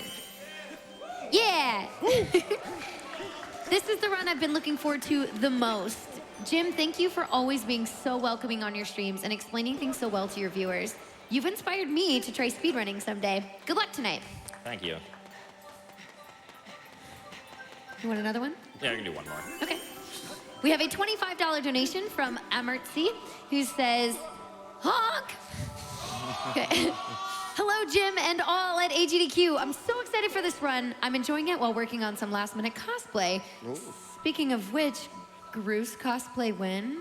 Oh, Eyes emoji. Jim. Yeah, that's all you, man. Best of luck to you. We're all rooting for you. Thank you. All right, so almost done with this trial. I'm just got to avoid the waking water while getting this second to last tier. And we go on a nice slide down the slope. It's actually kind of nice that we get to at least do like Elden in the Silent Realm, because we obviously skipped like most of it when we RBM'd open the Earth Temple door earlier. Yeah, this area has a lot of interesting movement. That's kind of the downside that a lot of people don't see when new tricks are discovered and skips are found. A lot of times, just as many really cool technical areas are axed from a run as, you know, boring side quests. Like the linear Silent Realm was really fun. I Yeah. enjoyed it a lot. Yeah, Same I mean- thing with Skylofts. Yeah, Skyward was definitely my favorite. That one was way stressful because you had to run across the entire lake. Oh, that was like the Jesus moment. Walking on water. Yeah. All right, so now we have the Fire Shield Earrings, and the Fire Shield Earrings will grant us access into the Volcano Summit area. The entire reason to get the Fire Shield Earrings is to access that area. And thankfully, there's a bit of a shortcut we can take there. We can blow up this rock right here. And then we can access the wind vent, which takes us up near where the entrance to the volcano summit is. Unfortunately, if we try to enter the volcano summit early without the fire shield earrings, Fi is going to come up and be like, no, sorry, go back. So, You also catch on fire. yeah. Well, I mean, we can get around the being caught on fire, though, with a guardian potion in this game. Also, I need to die into this loading zone. Or not die, but take damage. Because I'm going to do back in time again.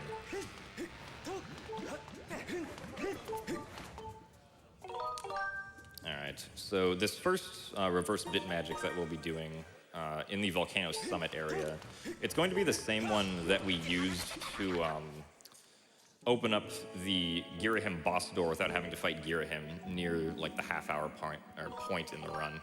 So it's going to be, we're going to save file 3 to load in the cutscene trigger for the Sheikah Stone, and then we're going to start our file and run into the trigger just as that happens. I also need to remember to copy file 1 to file 3 here. Once again, I can't copy a file if I have control of Link because pressing the plus button will crash the game. Box this trigger is file 2. That's $10.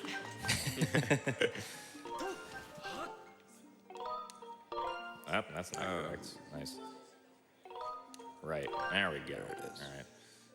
I don't know why that happens. Like, sometimes if you go a frame too early, it'll, like, do the opposite option. It doesn't help that it's lagging a lot, so it's hard to get the inputs in correctly. Especially with the lag, you have to be careful to not open file 1 too fast there. You can actually end up overwriting it if you're really, to be fair, negligent about it and just open it without paying attention. And if you notice, it was actually the same RBM you did earlier. It's the same flag, it's just applied in a different area, it does something else. So Jim, normally you have to commit RBM files, or RBM actions onto whatever file you're using. Jim committed that flag by just entering the waterfall area and leaving. For whatever reason. Oh, interesting. Got him. Not like I have 99 of everything already. So, for whatever reason, it's a scene change, right? When you go into the waterfall area? Yeah, for some reason the game keeps track of whether or not you've entered that area for the first time. Yeah, it's really convenient. Okay, so this time, back in time, we're going to be doing something a little different than what we've done previously with our escapades on the title screen. All of the times that we've done back in time in this run, we've been confined to the Skyloft map. But we can actually get to other maps in back in time using this very specific file setup that we have on file 2. So I'm going to save file 2 with this bird statue. This is going to load in the ability to jump on my loft wing in back in time. So with this, I'll be able to access the sky with back in time. Now, most states of the sky will actually crash in back in time, but this specific file setup that we have on file 2 will allow us to successfully load into the sky. And this is where Zelda's going to once again teach us how to use the loft wing as we fly over here. You might notice that there's the Elden Pillar in the background. Normally, you're obviously not supposed to have the Elden Pillar open while you do the loft wing tutorial. But because we have it open on file 2, the game loads it in here in the sky during the Loft Wing tutorial.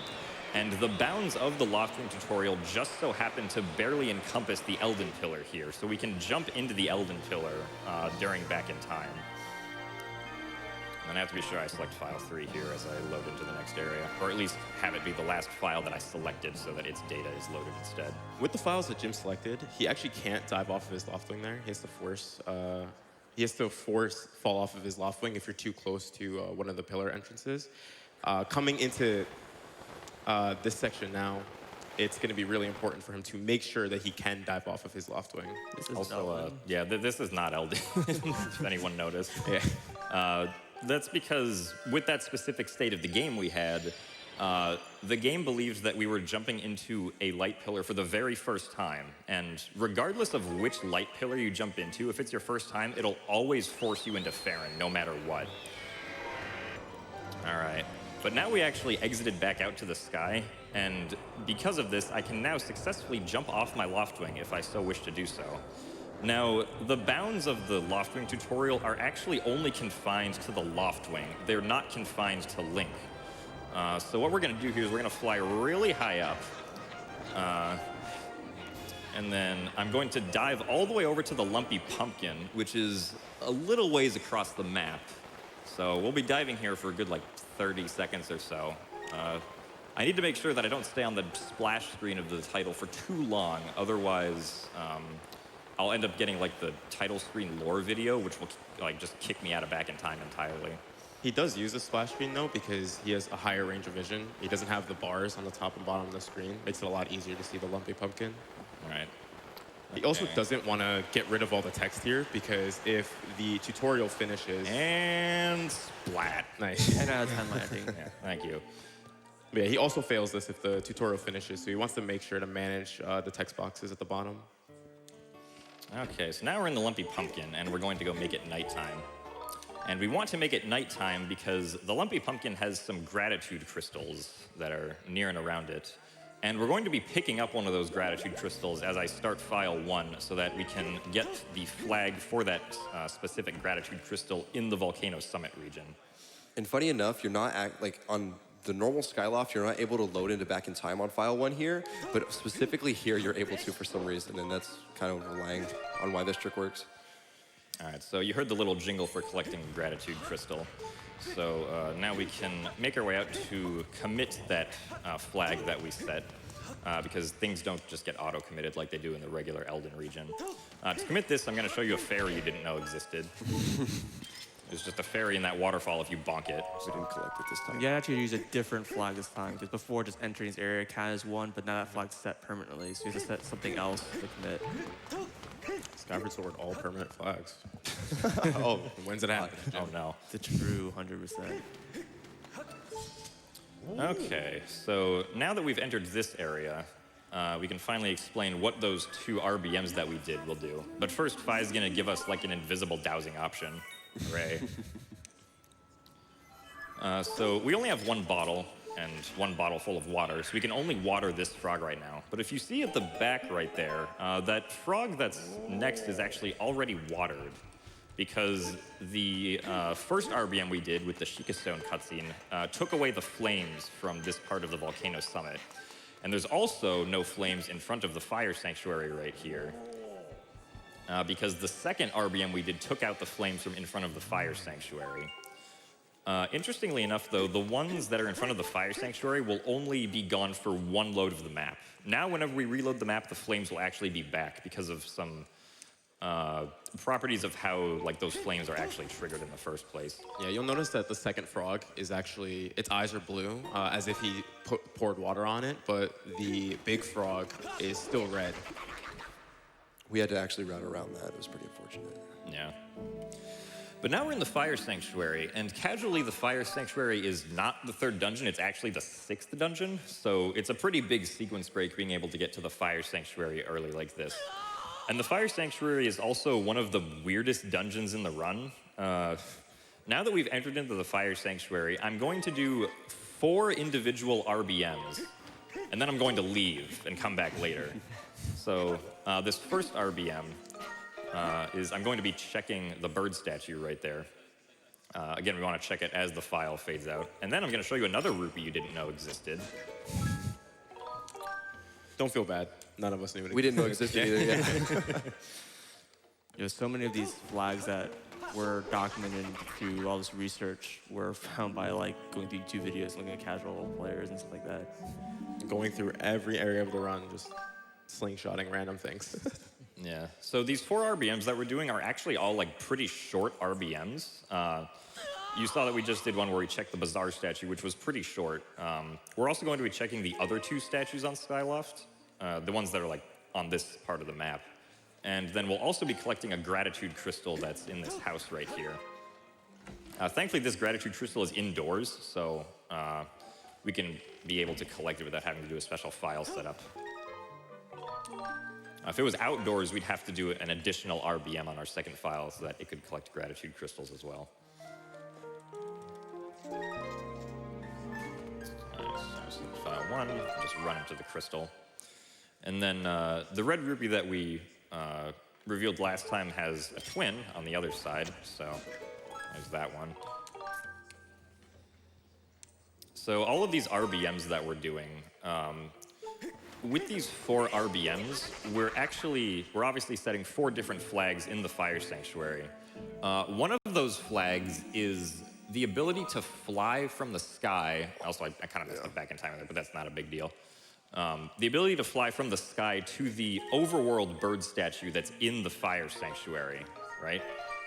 Because that statue is one that you can access from the overworlds. It's the only dungeon statue that's like that. So that's one of the RBMs that we're doing. Another one is that we're rising up an iron bar, or an iron gate, that normally would block you from being able to get to the boss key room early. But if we make the gate rise up with RBM, then we can get to the boss key room early. And then the final 2 that we'll do right here with the last 2 statues that we have, these will be used so that the iron bars which block the boss key in the boss key room will be open when we go there. So this one right here, we're gonna bonk file 1 with file 1, or excuse me, bonk the tree with file 1 this time. Yes, we're gonna bonk file 1. Yeah. $10. Okay, I don't think that actually committed, so I have to do that again. I was in probably the wrong position, unfortunately. I think you were a little too far to the right. Yeah. But it's okay, because it's short, so try again.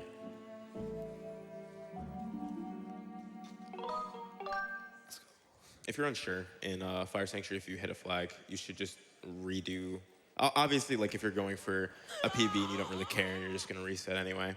But in a run like this where Jim wants to finish, it's best to just redo the RBM. Make sure you don't commit the flag on the actual map, because you only have a finite number of flags that you can commit in that room. So Jim doesn't want to waste a commit on like a permanent flag on something that he doesn't know is gonna work or not. Right. That one should have been fine. Yeah, that was fine. And then this time for our commit, we're gonna shoot down this water pod, because this cutscene right here sets a flag, because the game only wants you to watch the cutscene once. And then for our final RBM, we'll be going all the way up to the Upper Academy bird statue on Skyloft. Interesting thing about Back in Time, it almost seems to have ended up working out that Back in Time might have been entirely useless in this game, because when you fall down in Back in Time, the game plays, or it tries to play the Skyloft cutscene where you get rescued by, a graduated knight from the Knight Academy, and they place you down back on one of these boardwalks. But in pretty much every other area of the game that isn't like a sky area, if you start on a map and you just void out, you will actually end up voiding out in an infinite loop from where you started, which, if that happened on Skyloft, we would not be able to use Back in Time for, literally anything, and this run would be, 6 hours or something. All right, so now start file 1, check this statue, and we're good. So yeah, it's very convenient that the developers decided to add in that ability for the knights to come rescue you. So now we're going to be digging up this ferry as a scene flag change, because I want to catch it in this bottle. Also, the ferry is really important, yeah. Okay, now I'm going to be doing a specific setup right here using side hops and backflips. I want to be in a very precise position when I save at this statue right here, right? So we're not going to be doing much in the Fire Sanctuary for the next little bit. I'm actually going to go to the Ancient Cistern dungeon next, because we do need to beat that dungeon, or else a later part of the game is unfortunately going to crash. If you notice when he did that setup, after his second backflip, he actually C-upped. The reason he does that is because the positioning is so specific that after Link does a backflip, he normally steps forward a little bit, and when you do that, he doesn't. It's so specific that he can't step forward or it won't work. I really like that you call it C up, because it's just C. And that just shows how OOT that setup was, that we had to use OOT terms. When in doubt, Ocarina of Time. I didn't call it ESS earlier, but I can't respect with that. We try to avoid it. All right, so we're saving file 2 again here at the Bazaar statue. This is going to be another instance where we go to Farron in Back in Time, except this time we're going to actually go into Farron, not just go there and then leave to go back to the sky. Because we can actually get to the entrance of the Ancient Cistern while in Back in Time, which is going to prove to be useful. There we go. That looked weird, but okay. It worked. Another Loftwing tutorial here from Zelda for us. Unfortunately, Zelda does not say honk during these Loftwing tutorials because back in time, whenever like a character tries to say your name in text, the length of Link's file name back in time is actually 0 characters long, so the game just doesn't display anything when it should be there. So that's why sometimes there's like a random comma punctuation mark or something, or like a random exclamation point. That's something that's unique in this game. Back in time in Twilight Princess, it just defaults the file name back to Link. So if you, say, hypothetically, could do something like this where a character would be talking to you and back in time they would say your name. TP will get there eventually, Zaylu, I promise. I won't. I promise. I've lost hope. I'm sad. Hey man, 2019 is still not. Oh, no. The year of Zelda's done. Ocarina of Time says otherwise. I need to avoid these Teku Babas, and then by selecting file 2, I can get this log to magically come down here. And then I need to load file 2 specifically when going into this next area. So now we can travel through behind the temple area and back in time.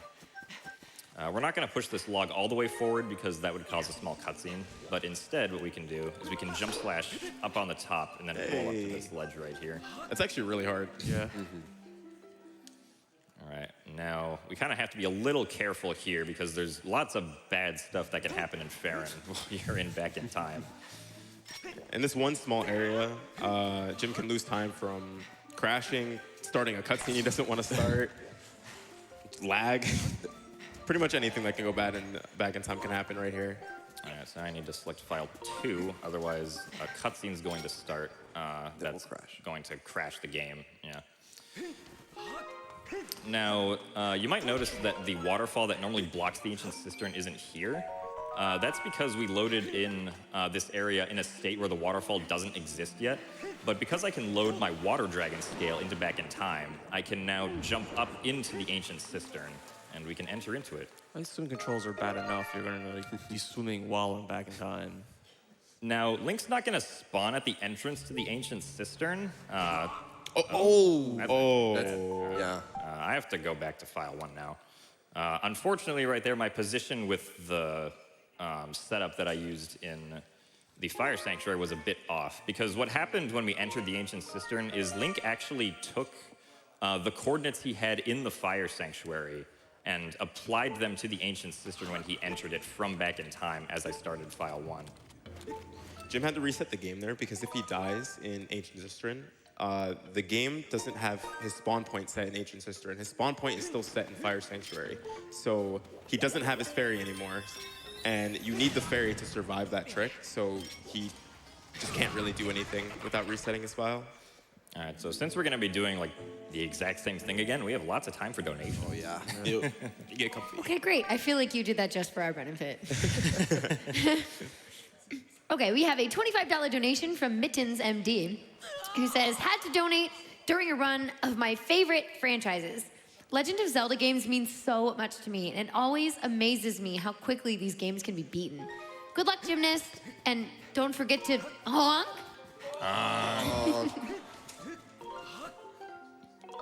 We also have a $100 donation from Raucus. Thank you so much for the support. Who says, congrats, GDQ, on a decade of speedrunning. Though I do fear for everyone's safety as Jim is not using a wrist strap with his Wiimote. Oh, no. The cardinal sin. I've been called out. Best of luck to all the runners. It'd be really funny if he, could somehow know if you were wearing your wrist strap. And she was like, put it on. Yeah, the game is like, you might break your TV. Please put on the wrist strap. Got some more time? Oh yeah. All right. We have another $100 donation. I know. This is from Alyssa Rosette, who says, good luck on the run, Jim. Here's hoping you bring the final boss a swift demise. Just for you, Zaylu. I know. Just for you. Thanks, Alyssa. I appreciate it. How could I donate? Love puns. Yes. Love them. Little does Zayloo know, your name Alyssa also said, how could I donate without a delightful pun? Much love to you all at this wonderful event. There's a $10 donation from Piece of Hannah 238 who says, Zelda hype? Attended my first GDQ last year at AGDQ 2019. So insanely glad to be back and surrounded by all these good vibes. Happy New Year, everyone. Drink water and have a great week. Vibe check. Oh no. Take the controller. We also have a $20 donation from Zelda Teacher who says, homesick with the flu, but gives me more time to watch the stream. I hope you feel better.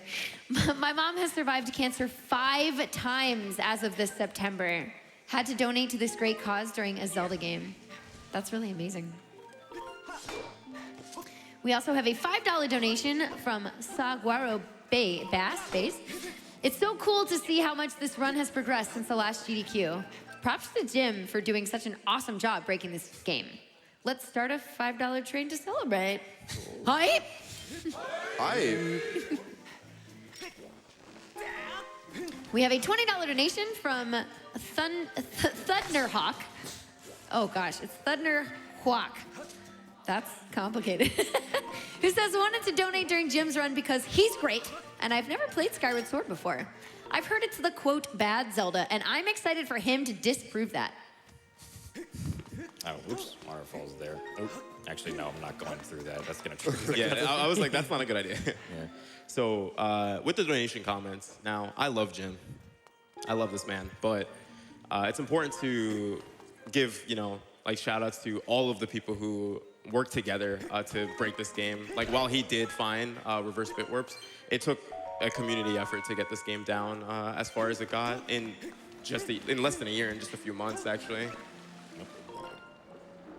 Okay, let's try this again. Hopefully our positioning is just correct this time so I don't accidentally clip into the upper hallway there. There we go. Hey! We're about to make Torp happy. Yeah, so normally this purple gunk slows you down, but you can kind of swim through it a little faster by doing what's known as a break slide again. And here's the boss key. Not normally supposed to be able to get this right as you enter the dungeon, but this will have some nice effects for us, since the statue that's normally in the middle of the dungeon now is going to try to come down and crush us. And that's going to change its level to be 1 lower than it normally should be when you enter the dungeon. Now, to get out of here, I'm actually going to need to climb up the white rope that leads to like the upper half of the cistern, but the white rope isn't loaded right now, so I need to go into this room and then go back out to reload it. And this room's a little cool because first this door just falls down and locks us in, and then it opens back up again. Also, here's the mini boss. He's coming down here. We're not going to fight him though. He was a little bit late. Yeah. So coming up here, Jim's gonna do a technique called a high flip. After you backflip, oh, nice job. First frame. After you backflip, the first frame after you land, or after you slide up, excuse me, the first frame after you land, gymnast can do a really high flip and actually get up there. So he is playing on the Japanese version of the game, which is mostly played on for text, but for the English players among us, the 1.0 version of the English disc actually has an exclusive glitch called Ancient Cistern Clip, which used to be its one saving grace, the one thing that it had over Japanese. But now with the reverse bit warp, It doesn't really matter. it doesn't really matter. It's like, what, 7? It's like a 7-second time save over Japanese. No, like 30 seconds. 30 seconds, which doesn't help the minutes of time lost from the text. So shout outs to Indie Kenobi for running English. Running 100% on English. Oof. All right, so now that we're up here in the proper entrance to the Ancient Cistern, we're going to be going through to get this small key over here. It is possible to use reverse bit magic to skip this small key, but that's unfortunately slower. Also, that bonk is not important at all. It was important for charity. Yeah, extra $10. Yeah, it's possible to skip that little flipping cutscene. You like land right this one of the lily pads. And then this door lock is the same combination each time, so we don't actually have to go look at what it is, which is nice.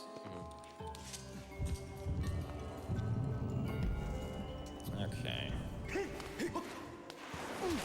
Get back up in these lily pads. I need to get up here and then flip over that one lily pad that's blocking the water tunnel down here, where we hopefully don't die. This tunnel has been known to not be very nice sometimes.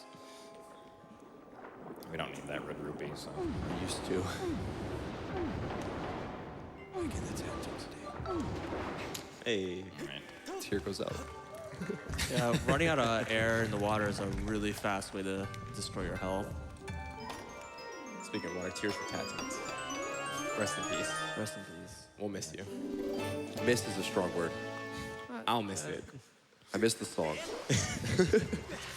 All right, so you'll notice that now the small key graphic on the left side of the screen is actually over the boss key graphic when we actually have control of Link here. Because the game never expects you to have both of those at the same time. We just have a small boss key. All right, so now I'm going to go over here and I'm gonna save. This is actually just for safety, because if I die while like going to get the whip or fighting the boss, I will end up back in the fire sanctuary, which is not where we want to be right now, because I'd like to beat the ancient cistern.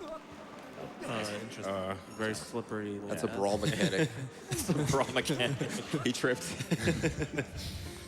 All right, so because the statue is one level lower than it normally is, this cutscene doesn't quite look correct. So who's ready to go through the ceiling? Oh. And then we see nothing. So beautiful. That's a nice ceiling. Yeah. We're also going to see right here that Link's grip strength is really strong, as he's going to fall like 30 meters and grab himself with his hands. He does a lot of pull-ups. Yeah. And we needed the small key because the lock is on the other side of this door, but we still need the small key to open it. Now we can get the whip.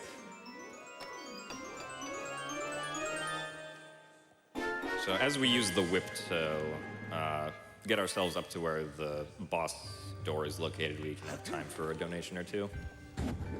Sure thing. We have a $100 donation. Woo!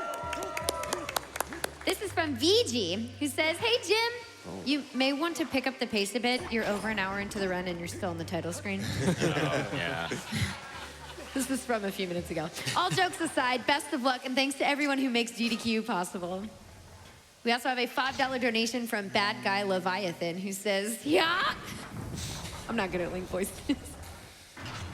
Don't make us do it again, please. Okay. Well, we have a $25 donation from Venik, who says, "Love from the Korean task community." You got this, Jim. So, Thank you, Venik. I guess quick story about that. Okay. Venik's a trooper. He is the hero that Zelda does not deserve. A few years ago, we found out that there was a Korean version of this game. And we spent time looking for ISOs, looking for like Let's Plays to figure out if the text was faster than Japanese. It was a lot of effort, and he's a trooper. He's a good sport about it. Yeah, unfortunately, Korean is not faster than Japanese. It's only a couple seconds slower. It's cool. Yeah, it loses like, a couple seconds here and there, unfortunately. Anyway, now we get to this guy that we skipped last time. He's not very happy that we did that, so he's gonna send up a bigger foe against us this time and make sure the door is locked.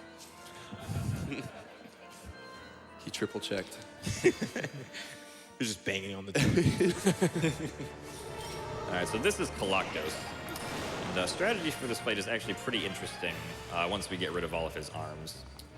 So his arms move kind of slowly. We can just kind of move from side to side and get out of their way. Right here, I hope that he gives me his arm attack quickly. Okay. The other attack that he has will not make him vulnerable in time. And right here, I can place down 2 bombs and then make them both explode. And in this situation, both of the bombs individually will deal damage to Galactus' weak spot. So combined, the bombs actually did enough damage to make that phase of the fight a 1 cycle instead of what would have normally been a 2 cycle. And if you notice, he whipped his Sinner right there, and that actually manipulates his RNG to make it where he gives a slower attack so you can place the bombs. Yeah. Now it's time for this phase. Oh. All right, so this phase, you're supposed to use these swords to, like, knock off Galactus' limbs. So we're first going to use it to get rid of his legs, and then we'll use it to make his weak spot visible. But from here, we're actually going to use the super-powered Skyward Strike in hero mode to just completely decimate the boss. Yeah, this fight used to be really long in speedrun, and now it's one of the shortest. Yeah, while it's a great casual boss, it's pretty exciting. In a speedrun, when you're just doing the same as the casual strat, it was really boring for a long time. Yeah, but because the Skyward Strike is like overpowered in hero mode, you can use that overpowered damage to get rid of the second phase in just 2 Skyward Strikes. I guess the developers just forgot about that. Also getting our first heart and our first and only heart container of the run. Yeah, shoutouts for staying alive. There is another heart container coming up, but it's actually pointless to grab it because you take 2 hearts of damage in hero mode. So even if you grabbed an 8th one, it wouldn't really do anything. Yeah. The ultra safety strat would be to have 9 hearts, which happens to be the maximum that you can get in this route. But Jim will be fine. Does anyone get 9 hearts with this route? I don't think so. Not anymore. Yeah. 9 hearts was a lot more common during the 5-hour speedrun. Yeah, because during the 5-hour run, you'd actually go through all the dungeons in the game. And you wouldn't skip the first boss, which means you can't get its heart container anyway. Yeah, while the hearts do make, not dying easier, it also makes not dying easier. And in this game, you have to die a lot. Yeah, I mean, that heart that I got is mainly just for safety for the final gauntlet of the run, because the final part of the run consists of a lot of fighting. And at that point in the run, we don't want to do back in time anymore since it's already at the end of the game. All right, but now that we've done with the Ancient Cistern, we're going to go back and finally beat the Fire Sanctuary. And the entire reason that the Ancient Cistern is done before the Fire Sanctuary is because we need to leave the Fire Sanctuary and then come back in if we want to be able to access that overworld bird statue. But we can't just leave the Fire Sanctuary and use the statue that's right at the entrance, because again, the flames that are in front of the Fire Sanctuary are actually back there now. So we can't exit that way, unfortunately. So you're pretty much forced to use back in time to exit the dungeon, because you're not going to be able to get out any other way, except by flying to the sky from the bird statue. But the point of RBMing the bird statue is to skip everything that would normally be used to get to that point. We actually tested some stuff earlier on, like when we were learning about the RBMs in here, and we had made a route and it got soft lock because we didn't have claw shots. Yeah, we didn't really think that was It's like, yes, it's working, aw. Yeah. There were a lot of good theories back when this was found of how to route stuff that didn't quite work out, but I like the route we have now, personally. I think it's pretty cool. All right, so there's normally an iron gate here, but we got rid of it by RBMing it away. We're also going to get the ferry that's in this pot just strictly for safety for the final gauntlet of the run. And now this allows us to access the boss key room, which normally we'd have to go through a whole set of stuff to access. But the boss key chest is actually just completely out in the open now, because we actually did 2 separate RBMs for this to happen. We first did an RBM to raise the iron gate that would normally be shut on the boss key here, but we also had to set the value for the Moldorm that you'd normally have to fight to open up the iron bars to be defeated. Also, that's a bonk of shame. Bonk of charity. $10. Because, where were we? Right, Moldorm.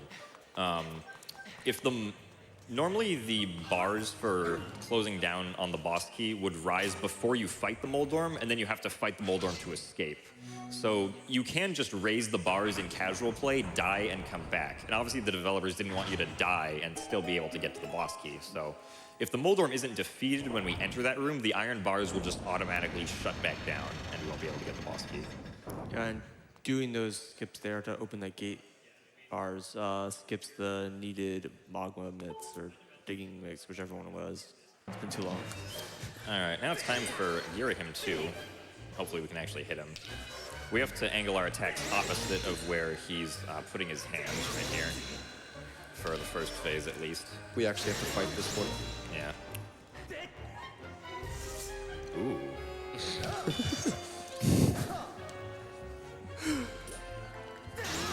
Oh, starting off with darts. That's not good. So a big part of this fight is actually knowing when you can hit gear him to. There's a lot of parts where you're just kind of standing still in between attacks that Jim is going to be hitting him through. You're also going to want to make sure to manage your stamina. It's really easy to kind of lose track of how many quick spins you're doing, and quick spins drain your stamina really quickly. So those are all things to be mindful of.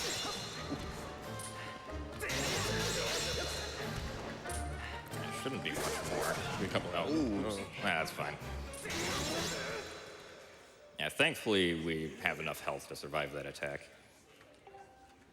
Yeah, unfortunately that RNG was kind of you obviously, we don't want him to do any of his dart attacks, or to like jump up into the air and then come back down because those are slow. At the end of the day, we take those. We do. As long as he dies. All right, so I'm actually going to collect this heart container just to make sure my health is refilled to full, so I can take one more hit of damage potentially on the final gauntlet. I normally wouldn't get this, but just for a little extra safety. First and only, huh? That heart is for one specific danger. Like one thing. The more the merrier for Horde.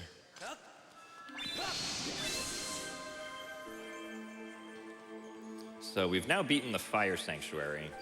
And once we beat the Fire Sanctuary, this activates the line of progression for getting to the second imprisoned fight. And to activate the second imprisoned fight, we need to charge a Skyward Strike in front of the Gate of Time. But the Gate of Time currently isn't in the Sealed Temple right now because we never raised it. So we have to go do that next. And we will actually be doing that Back in Time. So that's why I saved at this prompt. And now I'm just side hopping into these flames to take damage over and over again. But again, yeah, the flames are back because we only get one load without them. So it's convenient that we can at least damage down with them at the very least. And this is going to be another Farron Back in Time. So we'll be saving File 2 at the Bazaar statue, flying off to the Elven Pillar, which will take us to Farron because, you know, logic. And then we will be activating the Gate of Times through some bit magic stuff. So if we want to read a few more donations while we do this same sequence again, feel free. Absolutely. We have a $200 donation. Woo! This is from Pretty Chic for a Girl Geek. I like the name. Who says, some rupees are red, some bokoblins are blue. The Skyward Sword speedrun is legendary, and so is AGDQ. Yeah. Woo! You were getting ready for a pun there. Yeah, I know, right? Happy 10th anniversary, AGDQ, and thanks to all who made this milestone possible. If we can beat these awesome games, we can beat cancer. Honk! Honk. I was surprised we hadn't heard a honk in a while. We need more donation honks, guys. Come on. I mean, I have them if you want them. Yes, please keep them. All right, here's one. A $25 donation from Cherry Scary, who says, they keep talking about going back in time, but I don't see any ocarinas. This run has been fascinating. Good luck to all the runners this week. Honk! Honk. There's a $25 donation from Crucio, who says, congratulations on 10 years of GDQ. Day one has been amazing, and this Skyward Sword run is impressive. Go Gymnast! Honk! Honk. You want another one? Yeah, I can do one. All right, this one is a $250 donation. Woo! This is from Anani Goose 161. Of course. Who says, the hero of time is Lonk. He rolls fast and tends to bonk. But he hit many things, now the goose spreads his wings, so now our hero is Honk! All right. Hey, here's Goose. Goose. Goose. Excuse Goose. me. Speaking of geese. Yeah. All right, so because we selected File 3 entering this area, this cutscene with Goose appeared here. And we want to make sure that we keep the value for this cutscene Back in Time. So I'm not allowed to select another file right now. So I'm going to open up the copy prompt for the second file, but I'm not actually going to copy anything. I'm just going to use it to make sure that I don't accidentally select a different file. And be careful as I go over to this door here. And so now right here, I can actually use bit magic to complete the harp tutorial without actually having to do it. So when I select file 2 and run into this circle, I'll just instantly get the Ballad of the Goddess. And using this, I can do a reverse bit warp into the cutscene of the Gate of Time raising. And so now that the Gate of Time is raised, I can successfully trigger the Imprison 2 fight, although because the map isn't quite in the right state, I have to honk my way out of the room and then honk back in, apparently. This is actually the reroute. We did this a little bit earlier in the run, right after we got the harp from behind the temple inlet area. Thankfully, they let you leave here. Yeah. The one time in a Zelda game where you're supposed to fight a boss and they let you just run away. Honk. Honk. All right, so yeah, we have to charge a Skyward Strike here, and this is going to trigger the second Imprisoned fight to be able to be triggered. The shaking we were seeing the first time was actually the first Imprisoned fight, but since we triggered the second one just like kicked the first one out of there, and it doesn't really exist anymore. Imagine if I like Imprisoned 1 and 2 at the same time. Don't think the game would be able to handle that. It'd be really funny. Too many particles. Or if you had to go like back to back. Right. It's like a gauntlet. All right, so before we do the Imprisoned 2 fight, we have to go through this lovely cutscene with Goose right here. He's gonna honk. Yeah. Very confident Goose. He's basically explaining to us how to use the Grucinator, which is the sort of help that he provides for us during the Imprisoned 2 fight. But if we can do the fight correctly, we actually won't need to use the Grucinator. So hopefully we'll be able to do that here today. Joe, I think you made a slight mistake. That's the Goose-inator? Oh, yeah, right. I'm sorry. I can avoid taking damage there by side hopping down. Okay. Here we go. Hey. So we cut off all those fingers, causing the Imprisoned to attack us, but that also gives us an opportunity to ride up this air vent. And now we can very quickly get onto his head like this to begin the first spike into it. Okay, so the last hit that I did there on the spike was a jump attack. This makes it so that we can actually stay on the head of the Imprisoned in between cycles. So if I do this again here by positioning myself correctly.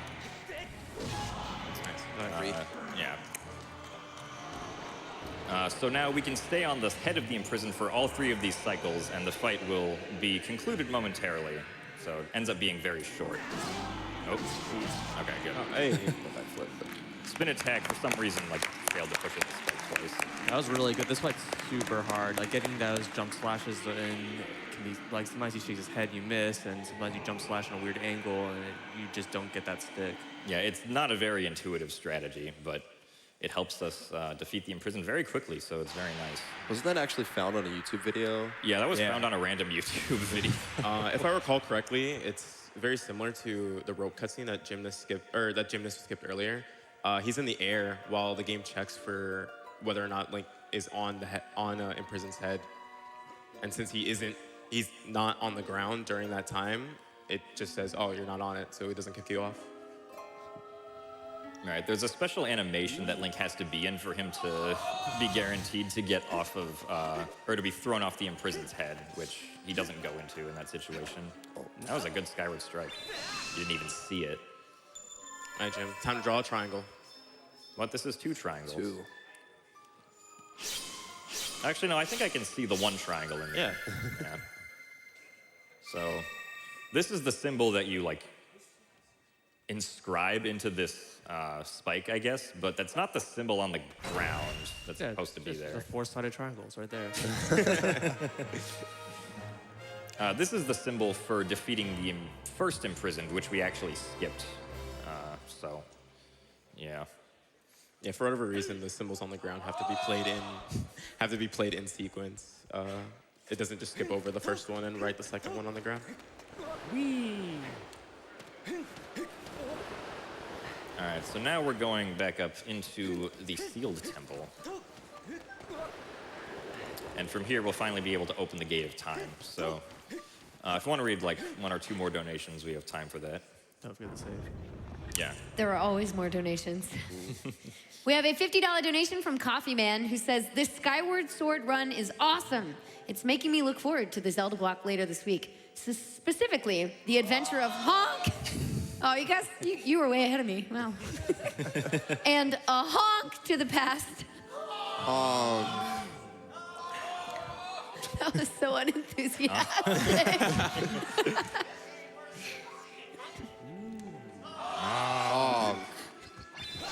You want one more? Yeah, one more. Okay. We have a $25 donation from E and K who says, strapped for cash, but lost a loved one over the holidays, so we definitely feel the need to donate. Been watching GDQ for years to brighten our days. Gymnast is one of our favorite runners, and the Zelda series is the absolute best. Thank you all so much for doing what you do. Okay, so we just went through the Gate of Time, and normally after you go through the Gate of Time, you want to collect the true Master Sword, first by talking to Impa and then going through a really long cutscene with Zelda. After you get the true Master Sword, you want to go back through the Gate of Time, where you begin to learn about the Triforce and eventually the Song of the Hero Quest.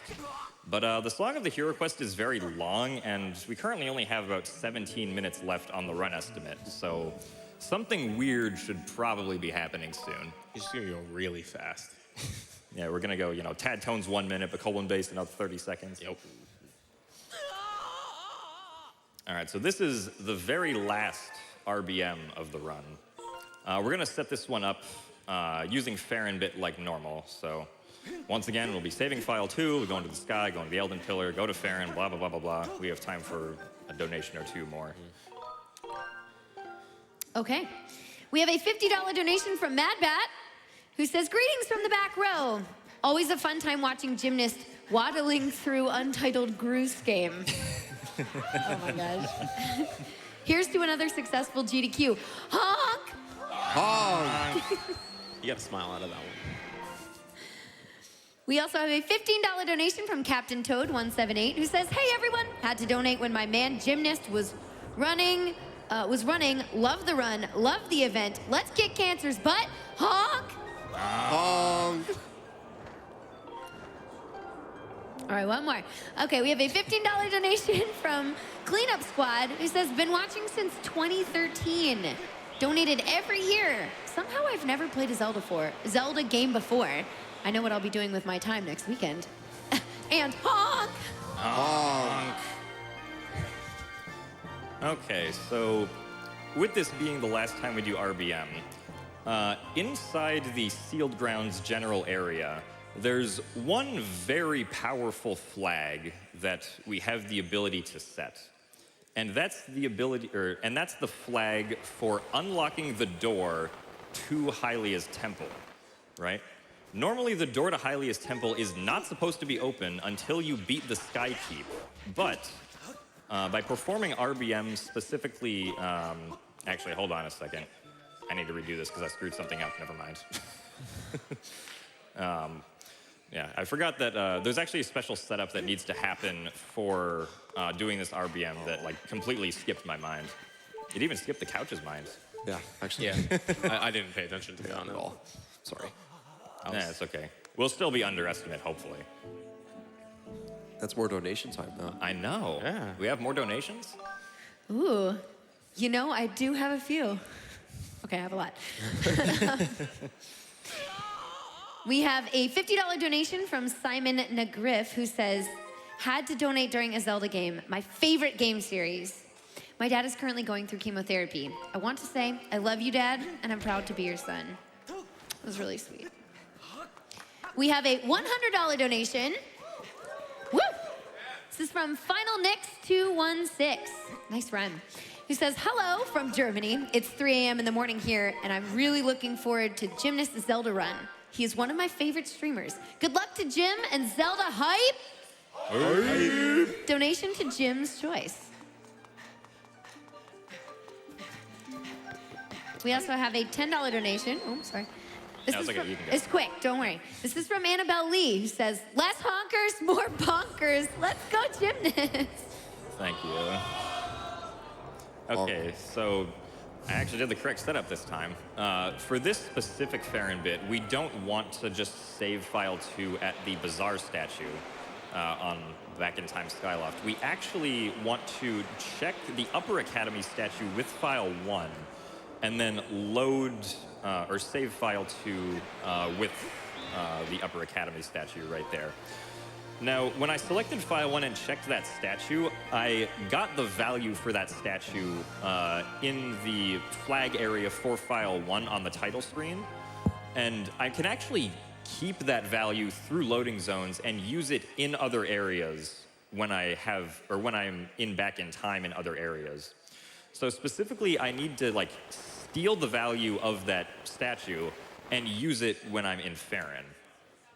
For this last RBM to be successful over here. So once again, we'll avoid these babas, and then we'll make the log up here. And this time, we want to enter in with file 2. So we'll be going to Farron again. I believe the log should actually already be pushed down now, if I remember correctly. Or pushed up against the walls, we won't have to push it again. Yeah, here we go. And now I want to enter into this next area with file 2 selected. Phi's going to give me a cutscene, and we're going to queue up another cutscene using that value that I stole from Skyloft, so that once I press 2 to skip this cutscene after I start my file, that next cutscene will start, and it's going to give us that specific value, but it's going to give us it in the sealed temple instead. And as I said earlier, the value that we set here is the one which unlocks the door to Hylia's realm from the sealed temple, which normally is not supposed to be open until after you beat the Skykeep. So by setting this 1 bit in memory, we have successfully skipped, Levias. Oh yeah, thank you. Oh, yep.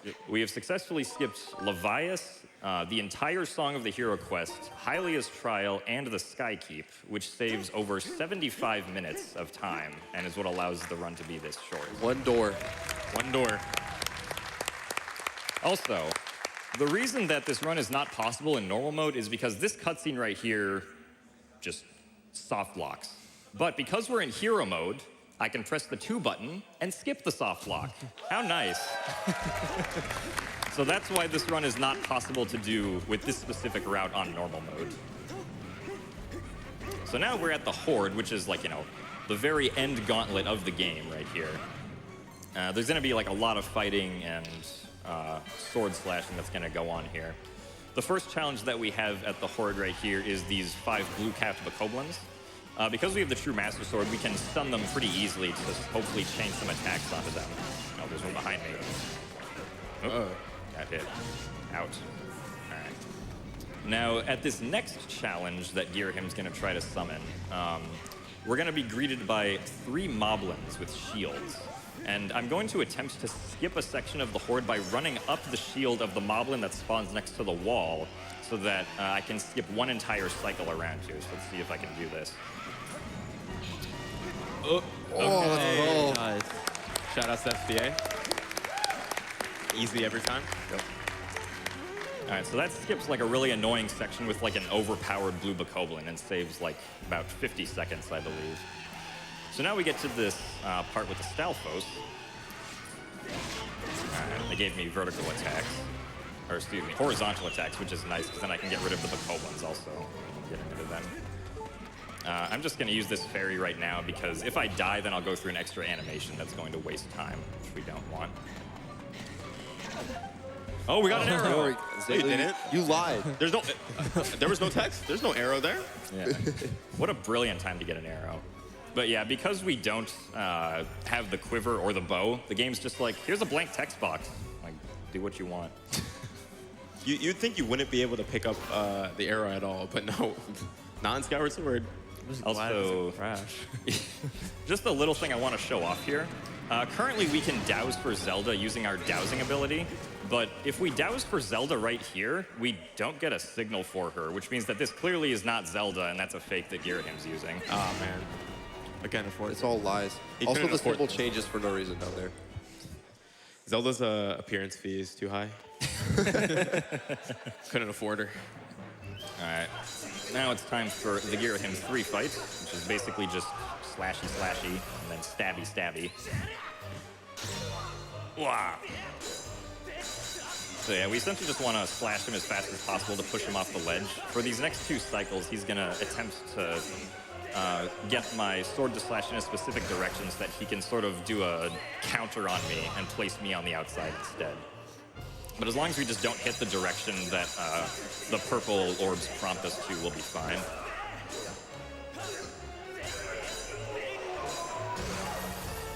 You'll notice Jim jumping down with Kirihime. That's a little bit faster than ending blow from the top platform down into him. Even though it's less dramatic. Wait, Jim, this is a little early. This is a little early. Oh. I needed time to take the headset off. Oh, that's true. Ooh, we might have a surprise for everybody here. All right, so for this phase, we just want to knock his sword out of his hand and then do a skyward stab, which, yes, is a thing you can do in this game. I'm sorry, I just blew your mind with that. It's funny that little skyward stab strat he did right there to one-cycle him. We could have always done, but we barely found it recently. And then because we don't have a shield, we're going to use a skyward strike here to make him vulnerable to breaking the sword and being able to stab him again. Okay. So I'm not sure if our audience knows, but Gymnast is a Jedi. He feels demise. His every move. All right, It's time. let's go. So at SGDQ 2018, there was a donation incentive for me to fight Demise blindfolded. But I unfortunately died the first time I tried to fight him, so I need to redeem myself as a Skyward Sword master. All right, he's got to hear stuff. We need a lot of audio, yeah. Yeah, he's got to hear it.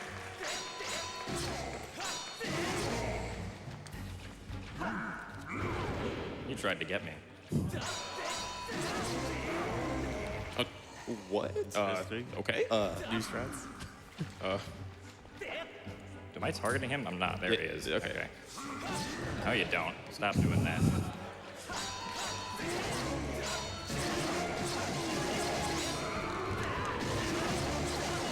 Let's go. Okay.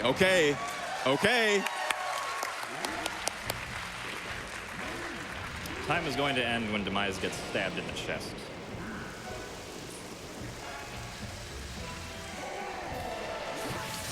Ooh. I am not the last Jedi. All right, I'll try this one more time. If I don't end up getting it, then I'll use my vision again. Listen, Jim, do or do not. There is no try.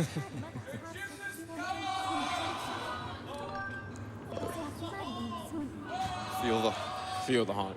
Feel the power of the haunt flowing through. I wish I knew more Star Wars quotes, but I don't, unfortunately. I got you. All right, attempt number 2.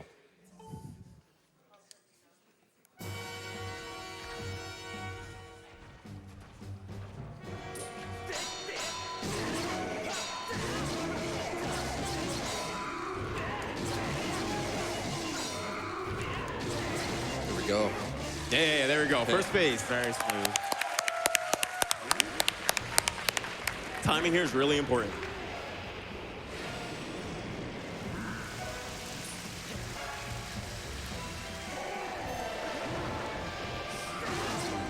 Go.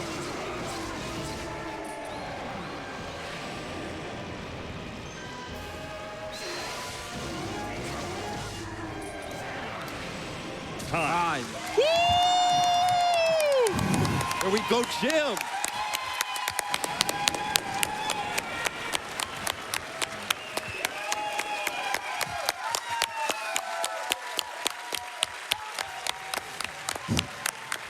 Yeah, That was incredible. That was The Legend of Zelda Skyward Sword in 2:25:36. We hit our estimate. Let's go. We had a few bumps along the way, but I'm going to blame the new route. The best idea that you've ever had. So, yeah, about like 1 year ago, we never would have conceived that it could even be possible for a time like this to be possible in Skyward Sword. Good redundancy. But I want to just shout out some few people from the community. First off, thank you from my couch for joining me on this lovely run here today. It's a pleasure. And It's very fun. Enjoyed every second. Good time. All the honks. all the honks. And I also want to thank Azer67 and Copernicus for their continued work on documenting and testing all of the flags that we have in this game for all of their potential uses on reverse bit magic and making this game very interesting to run and confusing to watch for new viewers. To say the least. I also want to shout out the old school Skyward Sword runners for inspiring me to get into this game in the first place, right? Like Indy Kenobi, Testrunner, TLO ZSR, and all those other old folks. But yeah, I think that's it for me. We have successfully eradicated the Demon King. And yeah, thank you very much for watching, and goodbye.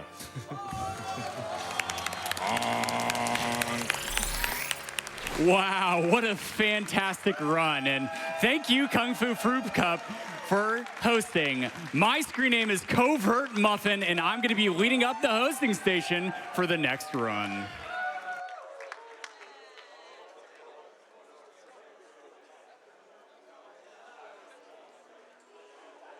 That being said, we're gonna get started off with some donations here. Thank you so much for the support. We're raising money for a great cause. We have $5 from File 3 that says, "Who you calling corrupt?" Thank you so much, File 3, and so much for that donation. Every little bit helps, and we can do awesome things with that here at Awesome Games Done Quick. Thank you, File 3.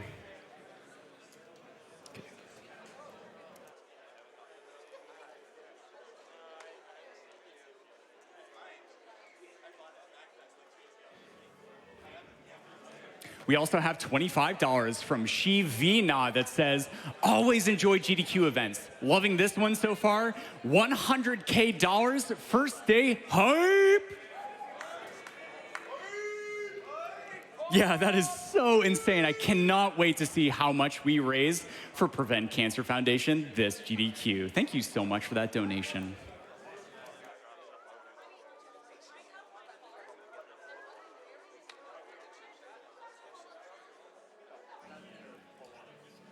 All right, that being said, we're going to throw it over to a quick break from one of our sponsors.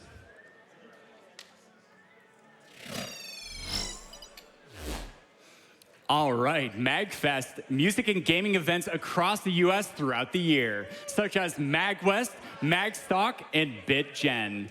MagFest is a nonprofit organization that has events that feature live video game concerts, free play arcades, tournaments, and much more. You can go ahead and check them out at MagFest on Twitter by just putting an @ in front of MagFest, or by going to www.magfest.org. Thank you so much, MagFest, for sponsoring this event.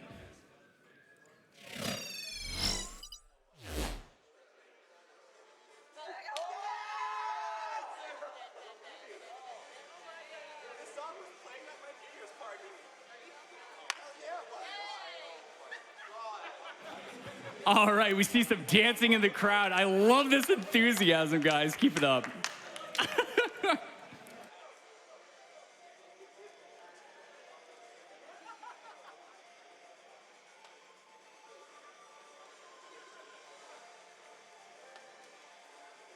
Wow, and speaking of hype, we have a $1,000 donation from QXRT. And there's no comment from that, but thank you so much for that donation.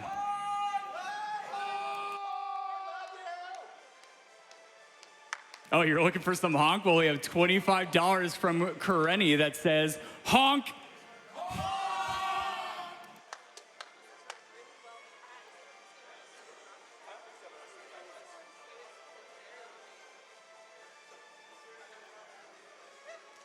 Here, just as a quick reminder, we're here at AGDQ 2020 raising money for Prevent Cancer Foundation. The Prevent Cancer Foundation, founded in 1985, is a US-based nonprofit organization. Their mission is to save lives across all populations through cancer prevention and early detection by focusing their work through research, education, outreach, and advocacy. Their vision is to stop cancer before it starts. You can find out more information about PCF at preventcancer.org. Thank you so much, Prevent Cancer Foundation, for all the work you do around the world, and we are proud here at AGDQ to be raising money for such a great cause. Awesome.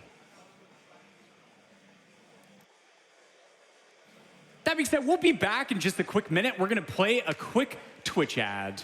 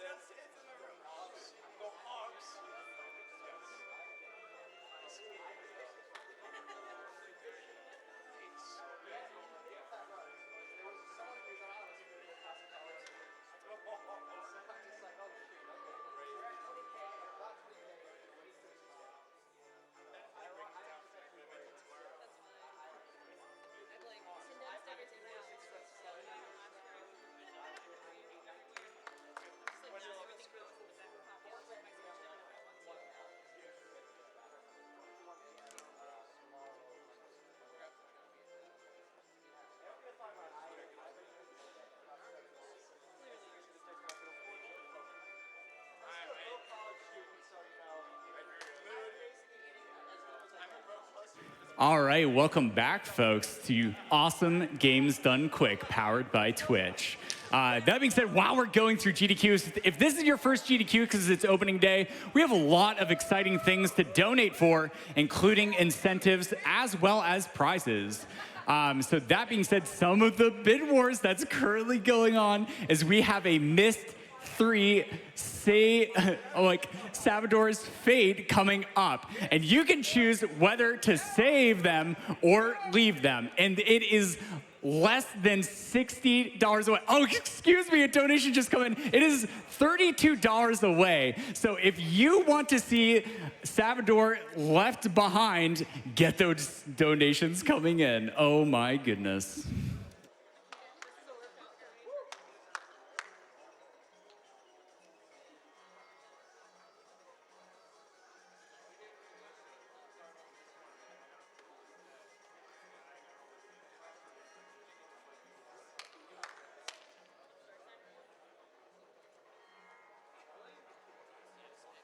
All right, and we have a $200 donation from Smokaloke. And they say, "Hi everyone, longtime GDQ fan here, smile. Keep up the amazing runs and be sure to save the animals."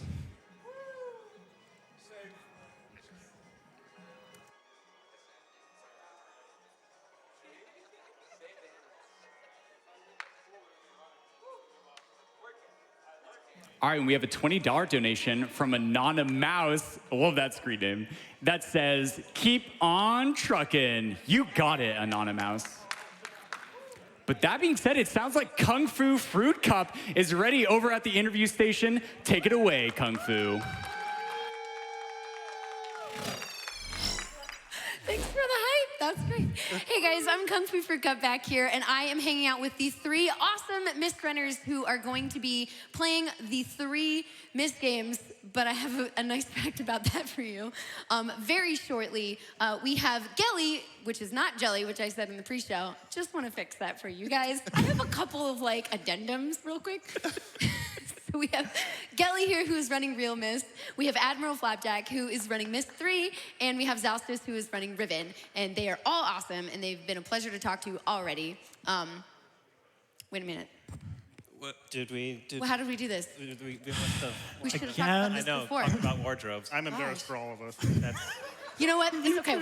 Just go with it. okay. Just go with it, man. Right, Just go with right. it. Also, I've been told that it's Saavedro, which is very difficult to pronounce. And apparently, no matter what you say, it's not going to be right. Sorry, so Muffin. no worries. You did your best. Now, guys, you are all running these awesome games, and I think everybody should take the time to come and watch these because this is going to be a very rare occurrence where we get to see 3 of these games be done in a row. Who knows when this is going to happen again at AGDQ? But of course, this is going to go amazingly. Of course. Yeah. There's nothing can go wrong. So we're going to be dying to have it back at another GDQ. Okay, so tell me, throughout these games, I know that they're all point and click, and it's all puzzle games, and they're all wonderful. But in terms of the speed run tactics and tech, it seems like they're all very different in how they work. Can you kind of tell me the differences between the runs? Sure. I'll start with Myst. So Myst originally came out in 1993. It was the best-selling game of the 20th century on PC. It wasn't taken over by Sims until 2002, I think. Wow. Yeah, so very, very popular game as a point and click. So building off of the success of that, in 2000 they made 2 sort of pairs of games. They made Myst Masterpiece Edition, which was a masterpiece of Myst, and then they made Real Myst, which was a WASD, being able to move around, so on and so forth. Both wildly unpopular. So in order to rectify both of those, in 2014 they sort of combined them into Real Myst Masterpiece Edition, which sort of combines the 2. And so that's what I'll be running in particular. So it's a lot more modern than actually the original Myst. And so a lot of the tech that's involved with Real Myst Masterpiece Edition is out of bounds, wacky geometry, being able to warp from one place to another, something you wouldn't expect normally in Myst because you're limited to point and click. As for Riven? Yeah, so I run Riven. Riven is a kind of slideshow like the original Myst with the point and click, but unlike Myst, it actually has keyboard movement built into it. So the main speed tech is called hybrid movement, where I'm using both the keyboard and the mouse simultaneously, and we use something that's called galloping, where on straightaways... I love that. Yeah, I alternate the keyboard and the mouse clicking really fast and just kind of fly down. Does it make like a sound or a visual movement that would actually... Oh, there's a lot of visual movement, that's for sure. that is very gallop-like? At times, yeah. Okay, cool. Yeah. Can't wait to see. You'll notice it, yeah. Extremely visually disoriented. Yeah, because it is, again, a slideshow. It's not Right. not smooth and continuous. It's kind of a PowerPoint presentation. A lot of animation skipping is a big part of it because there are a ton of animations in this game that play regularly, and knowing exactly how many times to skip is really important because We counted them. yeah, 195 cutscene skips in the run. In Wow. 5.5 minutes? But the In problem 5.5 is, minutes. for the current version of the game, which is the 25th anniversary edition, they mapped the skip animation button to the same as the main Main menu menu. button. And you are playing a very specific edition of this, right? This is, yeah, so normally I run on the standard release, which it runs through ScumVM because it's a 1997 game, so it doesn't run on modern PCs. But the standard release that comes out on like Steam and GOG has some nasty bugs in the ScumVM that causes it to crash whenever you duplicate inputs on the same frame, Could be a lot for you. which right? is regularly. If So you go too fast, it'll crash. yeah. So I had a ScumVM dev come into my Twitch chat and say, hey, we've actually got a new version of Scum that fixes that bug. That's awesome. So that's the version that I brought here today. Perfect. Marathon safe. Yeah. Okay, so then we have Myst 3. So Myst 3 is similar to Riven in that it has still the node-based movement, the point and click. However, like Myst and Riven and Myst before it, which was rendered in scenes where you turn left and you have a different scene, each node is rendered as a full 360 panoramic. Cool. So as you sit in each place, you just swing the mouse around and the camera pans very Right. smoothly. The result of that is that you have to place your camera very particularly. And so a run consists of basically waving the mouse in a very wild yet controlled fashion backwards and forwards as you navigate. Is it going to be a little disorienting? It will be even worse than Riven. Extraordinarily disorienting. Steering a But also- roller coaster? Yeah. A roller coaster. But also extraordinary, Yeah. right, to watch. It's crazy to watch. Yeah. It's wild. Well, there's also something that's like kind of recently you've gotten quite a bit of time saved When for the run, right? when I submitted to GDQ for approval, my PB was 1407 and the record was 1317 or something in that area. I think it was 1317, yeah. Yeah, about a week or two after that, so much was discovered that record has dropped by more than 3 minutes. Wow. So Apparently it's For not that long. 10:59. yeah, 59. Yeah, Yeah. shout outs to Marvin Soar, yeah, legend. yeah. He's a German runner who dropped it straight past the 11-minute mark, and it's kind of difficult to explain. I'll save it for the run, but it's For the 10 minutes? yes for the 10 sure. But the method of movement is increased because for whatever reason there is a key on the keyboard that's in game that maps to mouse click. But because it's a key on the keyboard, it abuses the keyboard repeat. So you hold it down and it's like spamming a mouse click. So you actually have to go Wow. into the Windows settings and make sure that your keyboard repeat is jacked all the way to the top. Good tech. So you're basically holding down this really fast mouse click while trying to move the camera around. Oh my gosh. That's going to make for a very interesting spectacle. It'll be great though. That's going to be really fun. And so it's great seeing you guys all kind of talk amongst each other about the games, and you can all input about that. So it makes, I believe you've had some experience running some of each other's games, correct? Sure, absolutely. I've run Mystery Exile. Flapjack used to hold the world record in Riven. Zaustus clearly saw to that. It was pretty close. I've passed Riven. It's currently about 8 seconds long, which is way faster than his run, but it technically isn't. It's 8 seconds? The task of Riven. task? Well, It's a very specific category, but the task is 8 seconds. because you can move every frame, Yeah. so it goes, So cool. it's a good time. And the task is for something called the impossible ending, where you just kind of end the game immediately at the beginning. Yeah. That's fantastic. Whereas I have to run, we call it any percent, really it's the best ending run is what I'll be running.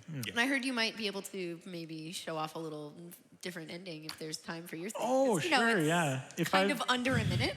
If I've got a little bit of time, I'll do a missed any percent run at the end of my A real missed any percent. Real Missed Masterpiece Edition, any percent run at the very end, which I think I just banged one out in the practice room at 46 seconds, and that's like 2 seconds away from the world record. It's worth mentioning that the reason that we specify is because Myst, the original Myst, has a world record of 42 seconds, and Real Myst Masterpiece Edition, which is what he'll be running, has a record of 44 seconds. You might imagine that they're similar routes. They're completely different routes.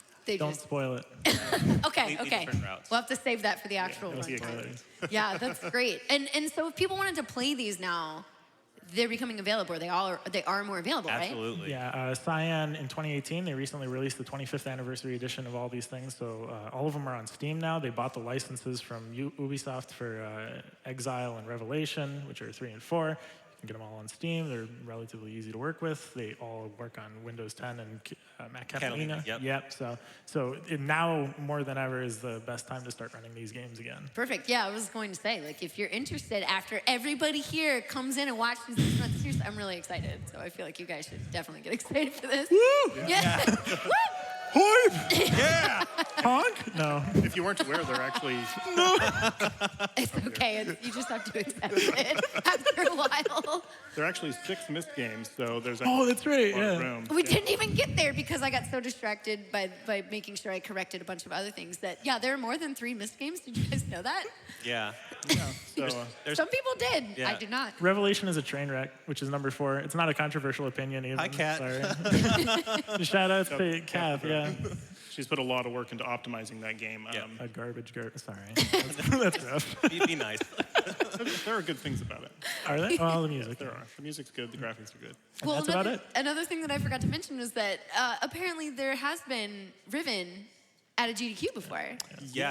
And I was specifically told that there was no Myst game in a GDQ. It was a very long time ago. Yes. It was 2011. Yeah. SGDQ 2011. Yeah, and unfortunately, they had technical issues. So at around the 8.5-minute mark, the whole computer crashed. The whole computer. Yeah. Oh no. But I think the 8.5-minute mark is around what, the 2.5 minute mark now.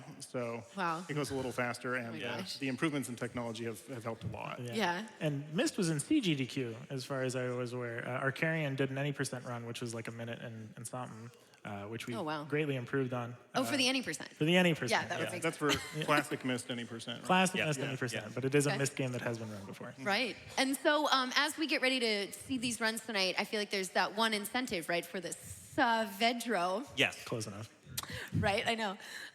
To whether to save or not save. Yes, so it's a tragic antagonist played by Brad Dourif of Lord of the Rings fame. He played Grima Wormtongue in Lord of the Rings, and prior to that role, he reached out and wanted to be a part of the Myst games to act for them, and so he was the principal antagonist of Myst 3. And you can choose at the end of the game to either get him back to his family or not take a chance on his goodness and simply leave him to be stuck there. Wow, so you guys can decide that. It's really up to you. His fate is in your hands. We're gonna see. You can kill him. Wow. Well, we'll see what happens with that. I'm so excited to watch these runs. I don't know if I've stressed that enough, but it's been an absolute pleasure talking to you all. I'm really hyped. This is gonna be amazing. Thank you all so much. Again, Gelly, Admiral Flapjack, and Zaustus. Get excited for these runs coming up, guys. For now, we are going to throw it over to Sent so you guys can hear about some prizes. Thank you. Thank you for that wonderful interview, Kung Fu. And you know what? I'll just take the heat right now. I am the one who told Kung Fu that Myst has never been in a GDQ before. It was you! It was me. I'll take the heat. But guys, we have a bunch of absolutely amazing prizes coming up for you. All the prizes I'm going to be talking about right now are going between now and the end of Tetrasphere a little later tonight. So you guys have a little while to get those donations in, but make sure to get those donations in. Now, first off, if you have not donated $50 today, since the start of the marathon, ending at Tetrasphere, we have a beautiful AGDQ2020 banner. It's designed by our in-house artist, LLK. She does all the wonderful whiteboard art that you guys see over there at the interview area. She also does the wonderful social media banners that you might see on Facebook and Twitter and even on our own website, gymnast86.com. And we print each of those banners out, one copy of each. We distribute them to winners, and I mean, that's it. So this is your chance to own a piece of GDQ history, and it's a $50 cumulative donation throughout today. So if you haven't donated $50 yet, make sure to do so. Now, talking about some of the other prizes we have from our friends over at Fangamer and Capcom, we have this wonderful little Blast and Boom Bomberman pin set. It's just a couple of cute little pins. You got a white bomber, a black bomber, a little bomb. It's a cute little set. Big fan of it. It's just a $5 minimum donation from now until the end of Tetrasphere. So hey, if nothing else, get the minimum donation and get $5 in. Maybe you win some cute pins. Now, also from Fangamer and Capcom, we have this beautiful Bomberman plushie. He comes with his own little bomb, and the best part is his hands are magnetized, so he can hold things. It's adorable. Like, there you go. That's all you need. Is a $10 minimum donation from now until the end of Tetrasphere a little later tonight. So there you go. From our friend Nelma Thyra, we have a beautiful Breath of the Wild print. It's a super cute design, $5 minimum donation. Huge fan of it. Make sure to head over to gamesdoquick.com, check the tracker for a picture of it. Again, $5 minimum donation from now until the end of Tetrasphere. For a little bit more from our friends at Studio Pinpin, we have this lovely little dashing Link pin showing Link dashing through Kakariko Village in Link to the Past. It's a super cute little pin. You can even see the little UI up there relative to Link's position. $10 minimum donation from now until the end of Tetrasphere. Super cool, I love it. Also, going back to pins from our friends at Fangamer and Capcom, we have this lovely Dino Crisis Danger enamel pin. I'm holding it backwards, but I mean, hey, that's par for the course at this point, frankly. So there you go. It's a $5 minimum donation from now until the end of Tetrasphere. Super excited to see Dino Crisis in the marathon. Keep an eye on that. That's coming up right after this, actually. So super excited for that. $5 minimum donation from now until the end of Tetrasphere. Now, from our friend Eric Reimers, we have this absolutely beautiful golden N64 with golden controller and a copy of GoldenEye, of course, the only golden video game. This is a special edition N64 that was only available in Japan. So, I mean, if you weren't in Japan, you probably don't have one of these. And just for clarification, yes, it has been modded to play American carts. So there you go. $15 minimum donation. It's super cool. You got to get in on it. From our good friend Kat, we have an absolutely beautiful N64 controller painting, continuing the N64 theme going. Guys, this is hand-painted oil on canvas. It's absolutely beautiful. It is a $25 minimum donation, one of a kind, and it truly encapsulates how ridiculous-looking the N64 controller is. Seriously, I don't know how you're supposed to hold it. Still haven't figured that out. Now, last but not least, from our friend Black Moon Glass, we have a beautiful set of stained glass spiritual stones from Ocarina of Time. You get the Goron Ruby, you get the Zora Sapphire, you get the Kokiri Emerald. They are a beautiful set together, and they're absolutely lovely. Make sure to donate. I believe it's a $20 minimum donation for the 3 of them. But as always, you're going to want to head over to gamesdonequick.com, check out the tracker. It's going to have all the information you need on upcoming incentives you can put those donations towards, like the incentive to save or kill Salvadero, as well as all of the bonus games and other great things that we have going on. So guys, that's going to be just about it for me.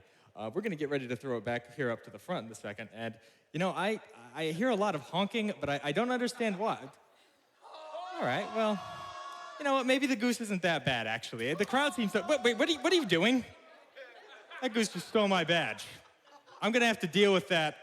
Back up to you, Muffin, as we get ready for Dino Crisis 2. Stupid goose. Oh man, good luck finding that badge, Sen. I cannot wait to find out where that turns up. That being said, we have so many donations coming in. Thank you guys so much for the support. This is all going to a great cause. And speaking of which, going back to that interview, we have an update for that bid war for the Myst 3 Salvador's Fate. We have Save Salvador at $997, but Leave Salvador is $70 behind at $925. So if you want to see him left in the dirt just to watch the rest of the speed run, you can make that happen by sending in more donations. Speaking of which, we have $10 from Nolan182 that says, here's some money to save Chucky. I mean, Grima Wormtongue. I mean, Brad Dourif. I mean, Savadro. Thank you for that donation, Nolan.